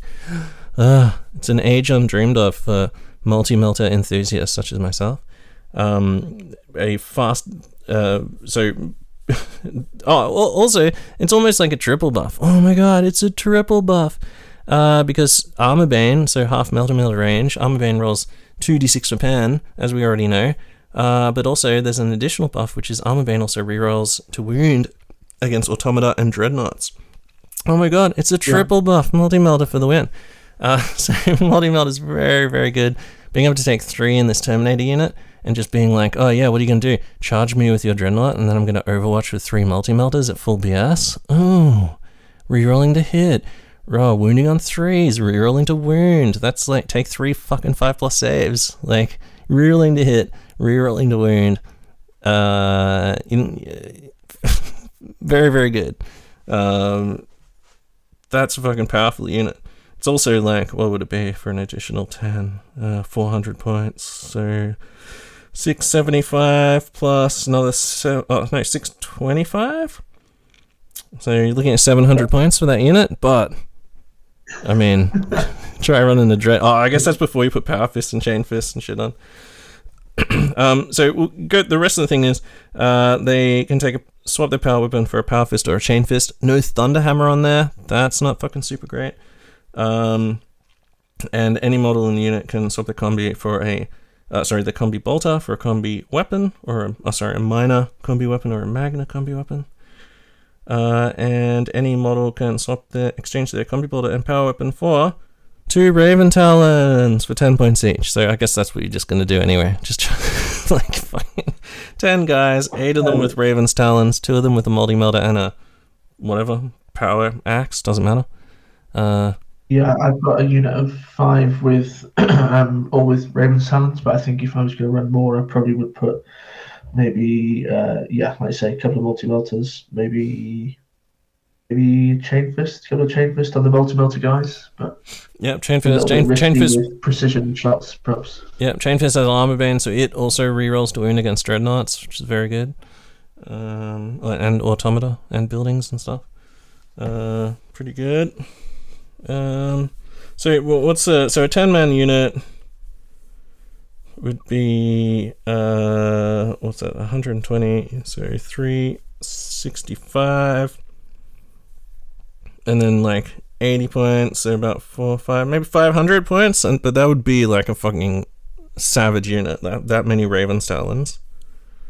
Yeah, I think about 500, something like that, yeah. Weapon skill 5 Raven's Talons too, so you're hitting dreads on 4s. What's Corax's shame? Hold on, we haven't done all the rules. Fuck, there's a whole rule down here. Let's see if this suddenly makes it way better. So, if selected as part of an army with the Loyalist Alliance, models with this special rule gain the Battle Hardened 1 special rule. That is very, very good.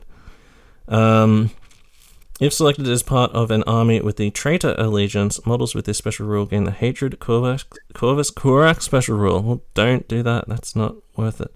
Yeah, really rewarding the traitors. Yeah, that is fluffy. And if there is someone in your meta who's a Raven Guard player and you are the traitor Raven Guard player, and there's a big game coming up, I'm not saying just go to every event and fucking take these guys. But if there's like a big game, like 12,000 points per side and blah blah blah, and you know that they're taking Corax, you definitely need to bring some traitor deliverers and try and hunt him down, just to use that fucking hatred Corax rule. See if you can actually do it, and then write in eyeofhoruspodcast@gmail.com. Additionally, if selected as part of an army that includes Corvus Corax, no models with this special rule can deploy within 18 inches of Corvus Corax, including when models from this unit enter play from reserves.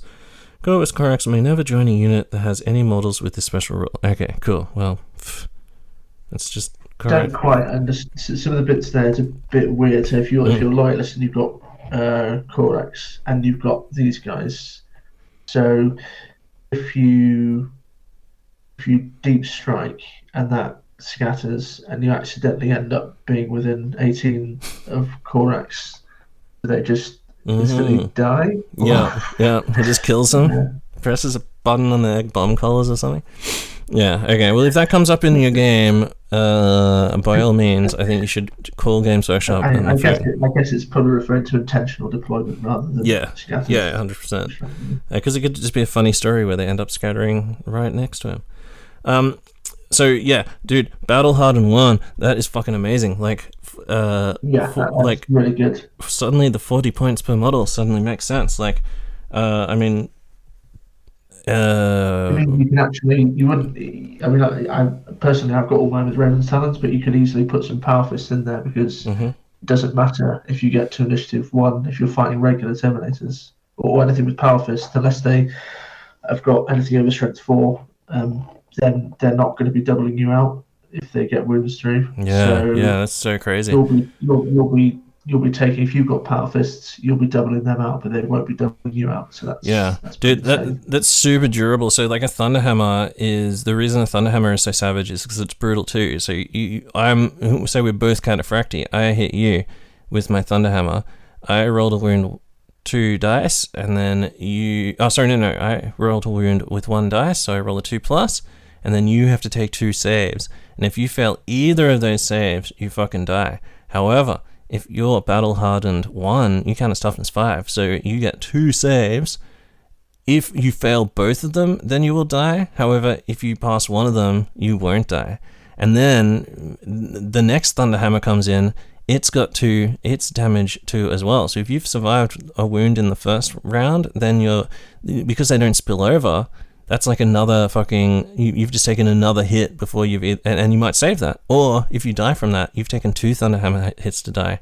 Whereas almost always, like all of the times that I've been attacked by anything with Brutal 2 or 3, like, roll 2 saves or die, you're gonna fucking fail one. Whereas it like totally mitigates, like... Well, it doesn't totally mitigate it, but it really robs them. Something like... when I played against Rappo with his Death Shroud, they have Battle Hardened, and they also have fucking 3 wounds. So Battle Hardened, 3 wounds, and then because it increases the instant death threshold by your toughness for instant death threshold, that also means that instant death isn't cancelling Feel No Pain. So if you have some Feel No Pain in that unit, holy fucking shit, like you're getting a 5+ damage mitigation on top of the, rolling the 2, and it's so fucking good, man. Like, do they have any weird rules that would stop them from taking a Terminator? No, not at all. I mean, you can only have 1 unit within the army, but you can put apothecaries with them. I suppose the only thing is that you wouldn't be able to deep strike. You put an apothecary. Oh, yeah, okay. They've got no access to transports, so you'd have to use a heavy support slot. Yeah. To buy a lab radio or something. Could be worth it just for a super durable fuck you unit. Like that Battle Hardened 1 is like way like I read it and I was just like, what the fuck? Until I actually played against it, and where Rappo had those Death Shroud. He only had 3 Death Shroud and a Praetor and a Primus Medicae, but those 5 dudes just like fucking... Those power scythes are so fucking apeshit. They just hacked through like a whole unit of Castellax like on their own, like it was nothing, just like fuck you. And then I had 2 dudes with Thunderhammer, like a Forgelet and a Pravian, both with the Thunderhammer each, just smashing into them, and fucking it took way longer than it should have. Like I had to in the end charge in my Cataphracti Terminator squad to fucking kill them, to seal the deal with like a ton of attacks, like to actually kill those guys. So yeah, Battle Hardened 1.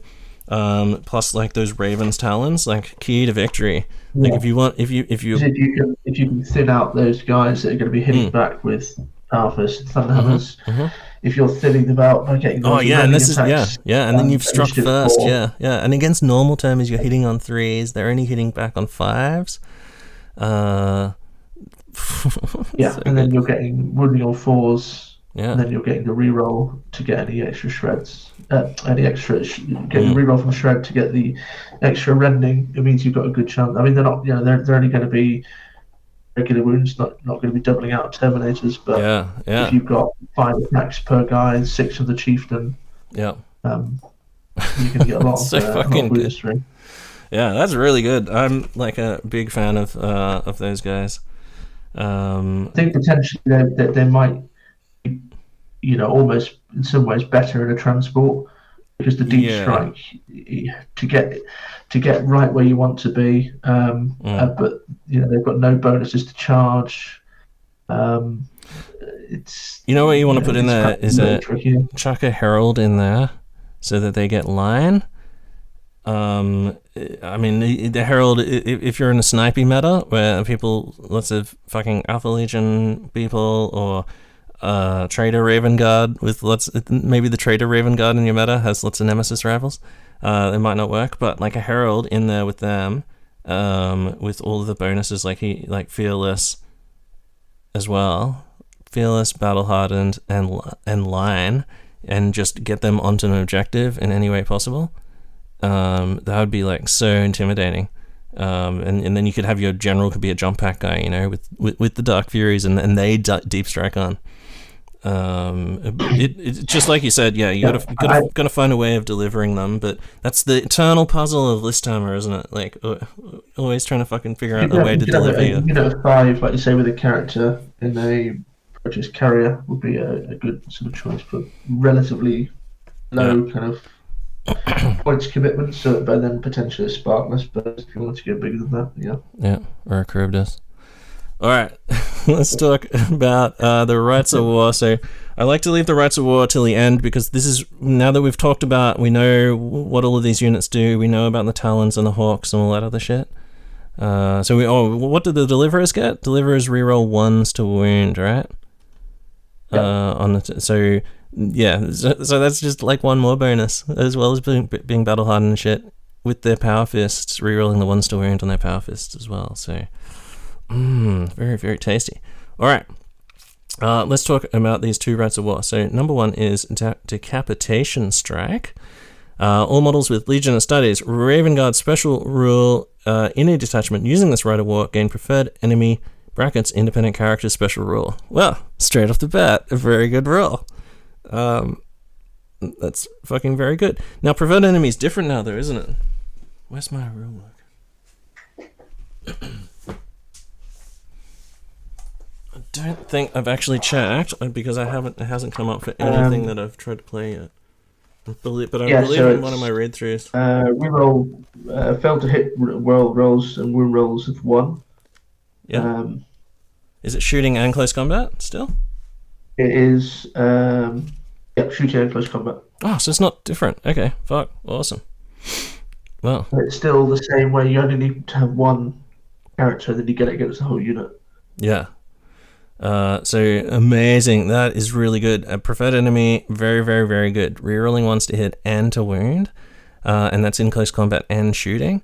Very, very good. It doesn't help you against vehicles for armor penetration, but there's more shit to wound now. Speeders, you need to roll to wound. Dreadnoughts, you need to roll to wound. So it's good against the if you've got a Dreadnought HQ in. Oh yeah. Or did they? I think they just get character though. I don't think they get independent character. No, actually, not independent character. Actually. Yeah. But if at some point they do that, I guess make an independent character speeder. That'd be pretty cool. I wouldn't be mad at a Centurion guy who can ride around in a speeder pack, just like I don't know, stabbing people with a spear or something. That'd be sick. Okay, so let's get back on track. So, preferred enemy independent character special rule. So we're talking about if you've got a las cannon team, 10-man las cannon team, for example, and you can see the enemy general's unit, you're rolling to hit, 3s to hit, rerolling 1s, 2s to wound, rerolling 1s.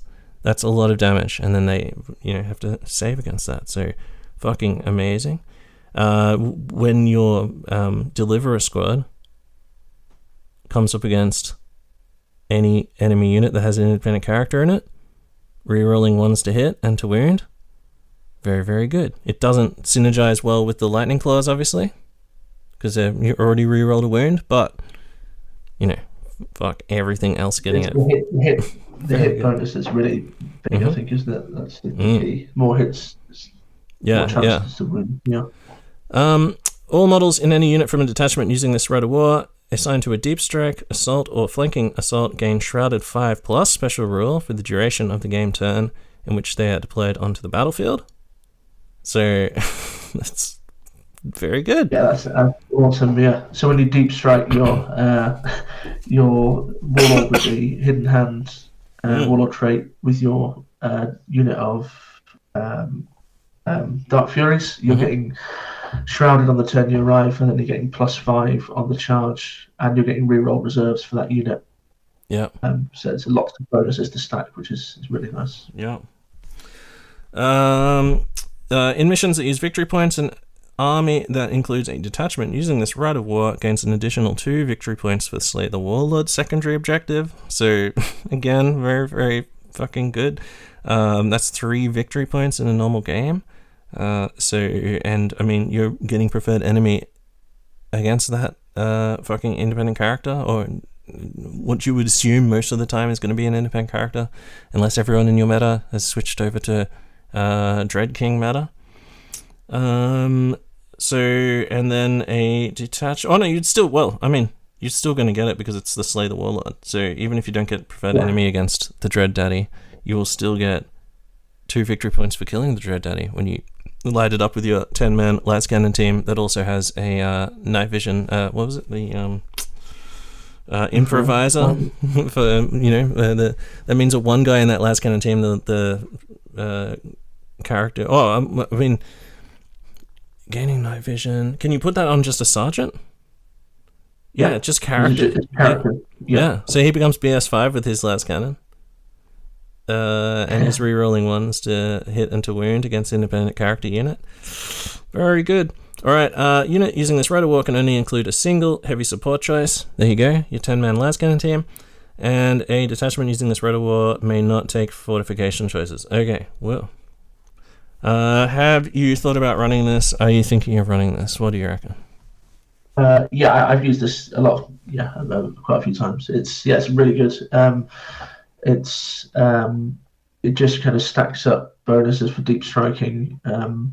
It just means when you're using a unit of Dark Furies deep striking with the Warlord, it just makes it so much better. The Shrouded in particular, because if you remember on the Dark Furies, they've only got 3+ armor save, and they've got 2 wounds, but they're not super survivable. So actually having that 5+ Shrouded, because obviously they don't get the 6+ Shrouded for the Talons and Horde, but even if they would, then you're probably going to be within 8 inches, so you wouldn't get it anyway.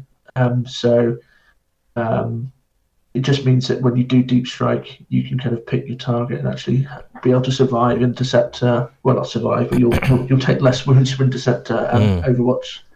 Yeah, 100%. Yeah, all right. You know what? I just realized we should have done that special reaction before the riots, but no, we'll do the Liberation Force really quickly. Okay, so this one is one where you're meant to take like allies. So it's a kind of interesting one. There are no rules for these Solar Ox allies, so I guess it's not super important at this point. But we'll cover through it because it will become. I think as of recording in next few weeks, we're getting the Liber Imperium. Is that what you have heard? Yeah, they're doing sort of articles for that at the moment, aren't they? So I think it'll be... it's October maybe. Maybe end of this month, I would expect it should be released or pre-order, I guess. Yeah, right, October. So we've got a couple of weeks and then it should be coming out, being shown and then dropped. Okay, so once per battle, at the start of any game turn, controlling player may choose to have all models who are Raven Guard in the detachment gain the stubborn rule for a game turn. All models in an allied detachment that is part of an army whose primary detachment is using this Rite of War gain the stubborn special rule. And all models in a unit composed entirely of models with Legion Astartes Raven Guard special rule gain the Hatred Everything special rule, while at least one model from that unit is within 6 inches of a model from an allied detachment in the same army. Whoa. So I guess you meant to have like a big like foot force of humans and combat squads, Terminator style squads, so you can reroll to hit and reroll to wound, reroll ones to wound against stuff. Yeah, it's kind of a bit weird because you have to be. Stubborn's good, but it's only a benefit if you're in close combat. So it does cancel out fear 1 though, right? It cancels out fear, stubborn. So it kind of for leadership tests or night. Does it cancel out night fighting? The neck penalty for night fighting? I'm not sure if it does, but I believe it cancels out. Stubborn cancels fear. So that would be like that'd be a decent buff, and stubborn's just overall pretty good, I think. We don't know what. The limitations are you can't include units with slow, heavy artillery, bombard, or automated artillery. You must have the loyalist allegiance. Cannot be selected. Can only be selected for a primary detachment, and an army whose primary detachment is using this Rite of War must include an allied detachment that is selected from the Solar Ox or Imperialis militia army list that includes at least 4 units. So we don't know what they're going to be like. Who knows? Maybe you have to take like fucking, like 60-man tercios of Solar Ox or something like that. And maybe militia, like the buy-in is like 80 models or something. Could be crazy. I missed it. I missed that stubborn ignores modifiers for fear and feeling checks. Basically, is that right? Yeah, does it cancel it? Yeah, so it's not bad actually. Does it cancel the night fighting leadership penalty? No, I think that's the nuncio box that does that. Oh, you have to get a nuncio box. Okay. But yeah, so cancelling the fear modifier, pretty decent, and I think it's kind of weird because you get lots of bonuses, you get lots of the kind of bonuses around giving everything stubborn. But like I say, until you've got any idea what these other it might be that these units come with some of those units might be heavily stubbornized anyway, you know. Yes, so, and the fact that then you can't in your own in the Raven Guard detachment you can't take anything with slow, heavy artillery, bombard. I mean, potentially you can load up on those units in the allied detachment, maybe. A bunch of tanks or something. Yeah. Yeah, but then the force org charts are a little more restricted. So yeah, I guess we'll see what it's like when we get rules for these other factions. Yeah, that could be one to circle back and talk about at some point when we've seen it in play. All right, so the advanced reaction, and I guess we'll finish with the advanced reaction here and how this sort of like works in your army. So far we've covered the Legion rules. So you need to remember, write down basically when you're making a list, just write down next to it which one of the shadow and fury types it is. Is it a Talons, a Falcons, or a Hawks? If it actually gets a rule, then write down what the rule is, maybe, or something like that. Or don't even mention it. If it's a vehicle, it just doesn't get any of these, so there's no point in writing it. Maybe you can just write Talons dash shrouded 6+, if more than 8 inches away from the enemy. So you need to remember to do that. Your warlord trait, hopefully you've chosen one of these warlord traits based on choose that when you choose your general, what sort of general you're going to do. Theme your army, like are you going to be trying to just get at the enemy general and challenge them? Do you want to do reserves manipulation, the hidden hand, very good for that. And then if you just want to troll people, the No Gods or Masters is there too. The extra equipment, very nice extra equipment. There's a few very sort of sneaky tricks in there with the Infravisor and Camellia line. The jump pack and the Raven's Talons are some of the best equipment like in the game, like the fucking Corvid pattern jump pack, very, very good. And the Raven's Talons, like very, very like amazing, like a rending 5+, being able to just swarm dreads, very good. The special units, we've seen that all 3 of the special units are pretty good. The Mordathon there, obviously a bit of like bad blood with the Mordathon, but I think if you consider think about it for a bit, I think they have got some good stuff there. Deliverers and Dark Furies also just fucking amazing. Their Rites of War, now you've read their Rites of War, you don't have to use these, you can just run a straight up normal army. However, Decapitation Strike, it's a very good Rite of War. It doesn't juggle shit around, doesn't fuck with how everything runs, it just gives you bonuses that, you know, if you're just running just a straight up normal army anyway, this just gives you a bunch of bonuses. Getting up to the chance of getting extra 2 victory points. A lot of games in Heresy, like a majority of games, at least that I play, come very close. So 2 points can change from being 1 down to 1 above, and a win. And when you when you just pull that, oh yeah, well, I killed your general, didn't I? He was the target of my decapitation strike. And then they're just like, oh fuck, I've lost the game because of that. That's that's some definitely premium fuck you shit. Yeah, that's really good. So definitely I would say look at that decapitation strike pretty hard, because most of the Rites of War, I don't think any of the generic ones just give you extra VPs, right? For just extra shit, extra missions. Not many I can think of. No, it's good, and then also the fact that you're kind of building towards taking out the enemy warlord, which means you're potentially, if you can do that early on, you'll then remove that bonus reaction that they're getting as well. Yeah, just think of Raven Guard as a assassination legion, basically. They just got so fucked in Istvan 5, now they're just we're just going to go shoot enemy praetors in the face. Very good Rites of War. Now, reactions are a big part of the game. Obviously, in like lower points, they play more of a thing, more of a part. I don't think that maybe, and by design, maybe they're not meant to scale very like up. You know, they're not meant to make it more interactive at higher points or anything like that. Or this, I think, like it has changed the game, but the more games I play, the more reactions. I'm just like, it doesn't feel like they're turning the games that often.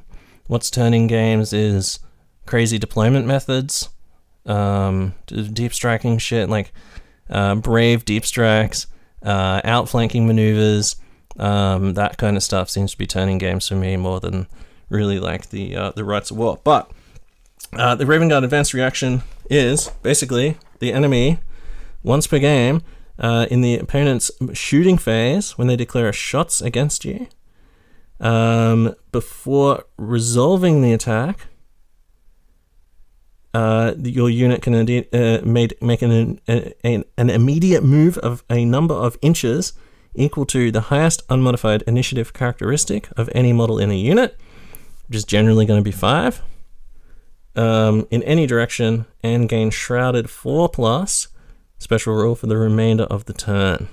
If the shooting attack is no longer valid, due to the enemy no longer having line of sight or range, then the active player may not select a different target, and no attacks are made or dice rolls made for that unit. So the way I can imagine this working is you have your big squad of deliverers, and right when someone's about to dump like fucking, like a whole shitload of carefully measured combi pliers or whatever into you, or when they're standing right there and they're about to just dump like a big overwhelming fire shot into you, then you just like move 5 inches away, so now they're only firing half the shots because they're out of rapid fire range, something like Seekers or whatever, and then so now they're only firing half the shots, and out of those half the shots, you're also getting your a 4+ shrouded save against it as well. So imagine like someone hits them with like 10 Volko Culverins, which is like 50 shots, suddenly like mitigating, like you're getting a 2+ save and then a 4+. Very, very good. So yeah, I think the really good thing about it is that if you, it's going to be a bit of luck based, but if you are able to completely negate that shooting attack, so if you've got a unit that's near a building or a line of sight blocking user terrain, and you can actually move the unit out of line of sight, and that shooting attack for the opponent. Oh yeah, completely 100%. They can't choose another target. Yeah. You just run around a corner, and then they're just like, oh fuck. That's hilarious. Yeah, or even if you can move it so that they're nearly all out of line of sight, so they can only hit one guy, and they're shooting like las cannons to kill one Terminator or something. Yeah. Well, and you're getting a Shroud of 4+ against it. So your deliverers are getting a 4+ against las cannons or anything AP2 or 1 or whatever. Melter guns, combi melters. For a lot of people running combi melters now to try and instant death other termies. Against those deliverers are going to get a 4+ invuln, followed by a 4+ shrouded, and even then, if they do get through, because of battle hardened, they're not instant killed. So, like, dude, that's really strong. So fucking, and like, think about like these guys. They're so fucking hard to kill. If you can try and not just sort of smash them forward. I know lots of people, just like crazy fucking Terminator units, they're like, oh yeah, they're invincible. If you can play it a bit cool and keep that unit fucking till late game mostly intact, then you can put them in a position, like a really dangerous position, where they're going to have to be here. The enemy's going to fire their whole fucking army at them. But then if they don't die, they'll be able to charge and just fucking clean up. Now you've got that where they shoot at you, you do 5 inches closer towards the target that you want to slaughter, and then they dump their whole army on you, and you're just like, you got a 4+ shrouded on top of all of that. So yeah, that I think is on. So on the face of it, it's like, if you've got like a herald or something in there, so that a line and you can grab objectives at the end of the game, it's going to be pretty tough to shift. Yeah, like on the face of it, it's not as good as the Alpha Legion one, which is just like redeploy a whole unit 12 inches. But that shrouded... That's got a scatter, hasn't it? So that's a bit less reliable. It's got a little scatter. So that's potentially further move. Yeah, but being able to move that 5 inches, set 5 inches, you can plan it all out ahead. You're going to get that extra move. You're going to be close to the enemy. You're going to get that 4+ shrouded on top of all of your other boons. Like, I think, like, some clever play, it could be really, really good. I think it's a very strong, with a bit of imagination. It's one of the better, I think, advanced reactions. They tend to either be kind of ones that will reduce damage you take or give you an opportunity to cause more damage to your opponent. But I think this is it's definitely one of the better kind of damage mitigation ones. Yeah. Not the best. Yeah. And a bit of maneuver as well. Like, yeah, if you can rob someone entirely of their shooting and make it harder for all the other units that are going to try and shoot at them as well, and then because you've got that shrouded till the end of the turn, or what the fuck was it? Yeah, exactly. If they need to kill that unit of yours for whatever reason to get remainder of the turn. Or something. Yeah, very good. So although some people are complaining, some people saying they're not great, I can see some real some good sort of like powerful units there. Like all of their units, I don't rate them as having shit units. Their equipment, they have I think they've got very good equipment. So I mean, I haven't played with them. Obviously, you have played with them though, and you've been doing all right. Like, how have you been? How's in terms of the rest of the meta? So on the face of it, that's my analysis. But how have you found them on the table? Good. I've used the Recon Company Right of War, just because I felt that was kind of quite fitting with the Raven Guard. Mm-hmm. So I've used that, and then I've also used Decapitation Strike. I think Decapitation Strike is probably the better, even though it's got the heavy support restriction. I think that's probably a bit better in terms of playing to the Raven Guard strengths. And I mean, you're going to have that restriction on lots of Rights of War, like that you try and run anyway. Like you can only take one heavy support, one fast in. Well, I mean, heavy units have to start off the table for recon. The Dread Right of War or the Pride of the Legion both restrict those choices. So yeah. I think I think they're good. I think the units are really strong units. That they I suppose potentially you can argue they're a bit one-dimensional because the Deliverers and Dark Furies are kind of the same type of unit in a slightly different flavour, if you know what I mean. But I think that they're decent units. I don't think they've got any kind of bad units, so to speak. There's a bit of kind of weird redundancy with some of the special rules and that interaction with the Raven's Talons, where you're getting bonus rerolls to wound when you've already got that. But I think that's okay. It's just the way some of the rule writing's done. It's not it's not a major problem. I think they're good. I think they've got like you said, the equipment good. Obviously we're not going to go over Corax, but I think he's really solid as well. He's not going to be.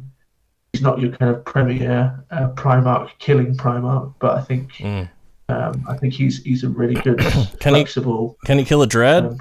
How is he against Dreadnoughts? Can he kill a Dread? That's the question. So he's well, I mean, he's got what's he got? He's got strength 6 with shred AP2. So obviously he's going to struggle a little bit to wound by having shred, but then he can with the fighting style he can get a strike 4+ on those hits. Oh yeah, holy shit, yeah. Oh dude, I think he might actually be pretty good. Blind as well, so he might be able to blind the Dreadnought. Well, his weapon skill 7, so they're finding it hard to hit him. And initiative 7. Get 7 attacks. 8 attacks on the charge.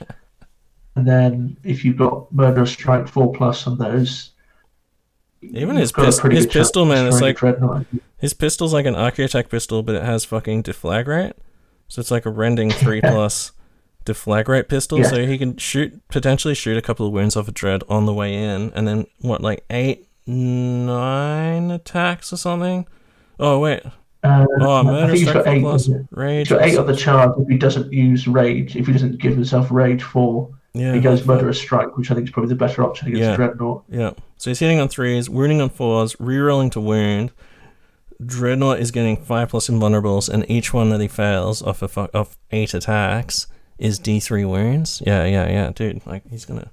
I think he's do some fucking damage. He's 5 to wounds because it's only strength 6. Oh, is it 5s? Oh, yeah, of course. Yeah, okay. Yeah, but then, like you say, he's got shred, and then also because he's got hit and run, you can just run out and then run back in to get your bonus bonus attacks. Man, what a psycho. Yeah, I think you would kind of. Well, he needs to kill 2 contemptors to get his points back, so he needs to fucking do some work. Maybe pre-wound one while he kills one. I would like to see a Pride of the Legion Raven Guard list where, because deliverers are in elites, right, and they've got no rules stopping them from being compulsory troops, and therefore gaining... The only issue is that they're a 0 to 1 choice. Oh, that's fine, yeah, but one of those units, one of your compulsory troops is like impossible to kill and line, like inbuilt. Because I was talking about a herald. Yeah, okay. I was talking about a herald before, but if it's a mission where, and lots of missions are basically sit on this objective, or hold it at the end of the game, or get into the, like Michael and I played Firetide. If you get into the enemy's thing and you're uncontested, it's 7 victory points.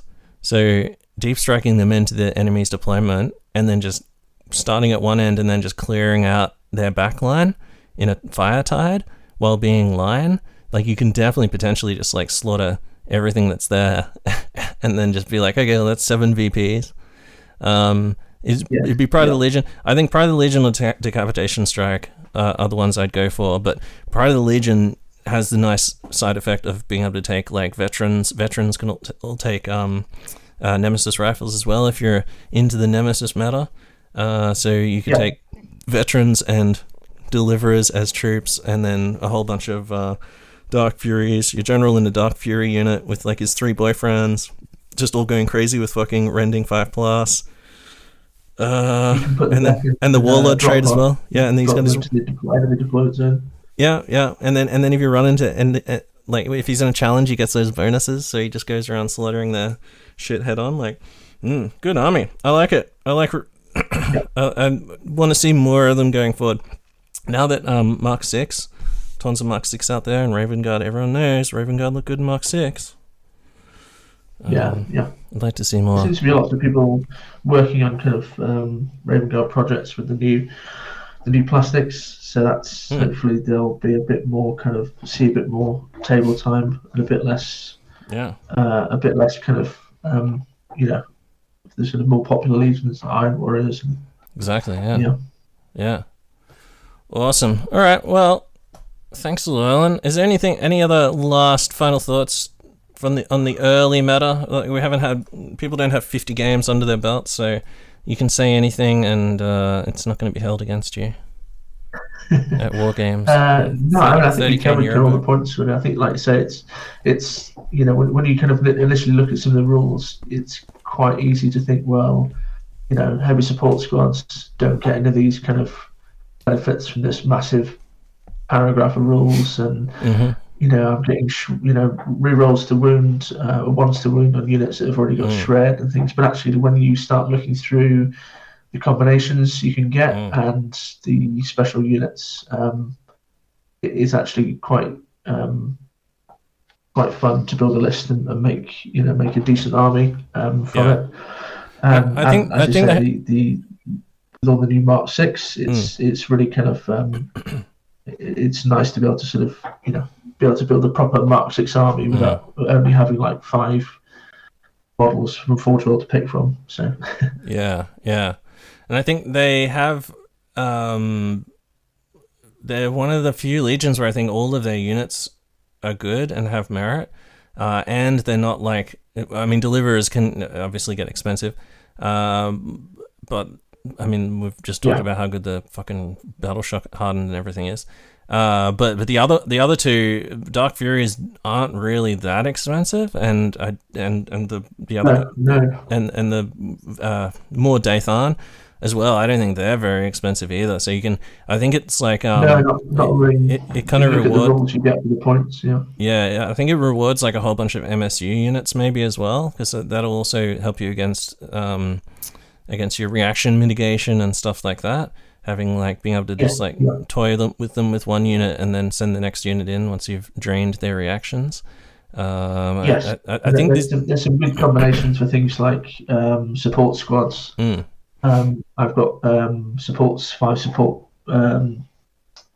marines with rotor cannons, because you can just infiltrate them anywhere and then start pinning units kind of early on, and then same with like melter gun support squads in a rhino. You can get right up where you want to be early on, which is good.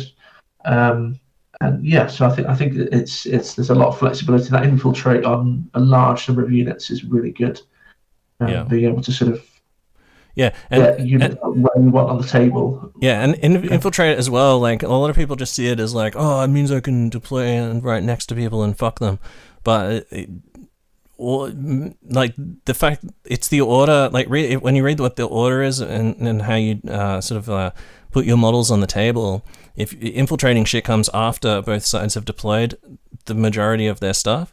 So if all of your like core is like infiltrating, it's basically you're just putting down like any tanks and things like that, and anything that's deep striking is not going to be on the table. So your Terminators aren't going to be there. Your Deliverers, I'm assuming everyone's just going to take Deliverers now.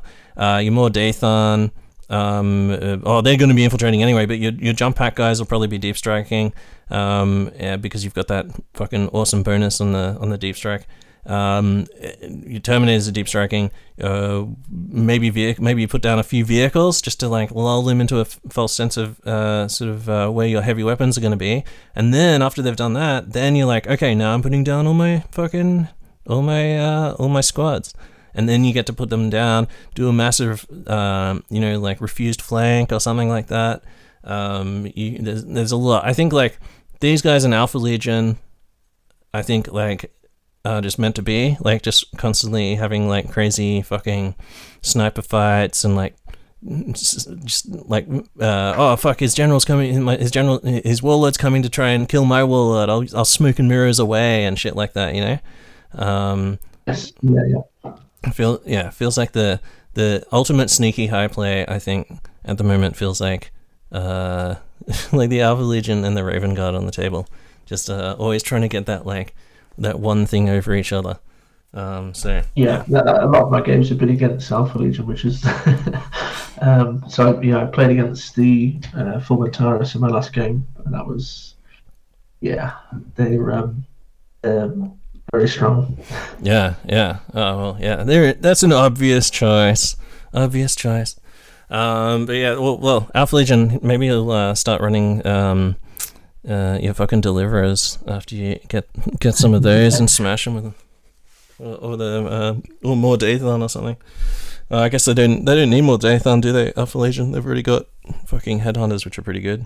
Headhunters are decent now, But stealing something like Dark Furies in an Alpha Legion force, because you can have your Warlord in with them, giving them +1 to hit for shooting and for close combat. Even with your rerolls to hit, means you can go up against high weapon skill shit like Dreadnoughts and Gal Vorback and shit like that, and still hit them on 3s or whatever. So, all right, awesome. Thanks so much, Llewellyn. This has been a good fun time talking about Raven Guard. They're definitely not like something that's in my immediate wheelhouse. It's been good to have you to sanity check any of the ridiculous shit that I try to say.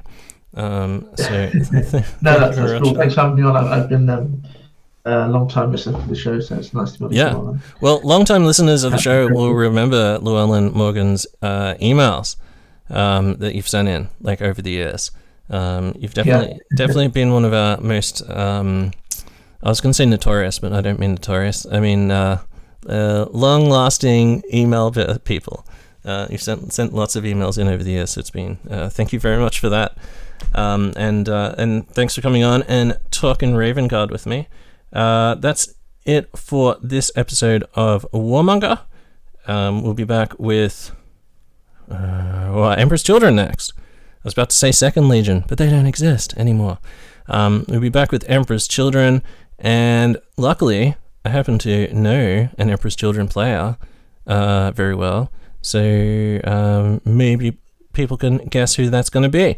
But that'll be next week, Emperor's Children next week, and then the week after that, I think we're doing Salamander. So if you're a Sally's player out there, you want to jump on and talk about Sally's tactics and Sally's on the table, and argue with me when I tell you that they're so good, just like Raven Guard, then hit me up. Because I don't think I've got anyone locked in for Sally's yet. And if no one else fucking locks in, Mac is going to want to come on, and then it's going to be like super salty. So need some Sally's players. All right, see you guys. Thanks a lot. Yep, thanks very much. Cheers, guys. Oh wait, hold on. Do you have an Instagram or anything you want to shout out? You have any kind of? No, not really. I'm a sort of tabletop sort of painter at best, I'm afraid. So yeah, that's I'm not going to be sharing my stuff with the world. Don't want to spotlight on your hobby. Okay, understood. All right, thanks, dude, and we'll see you next week.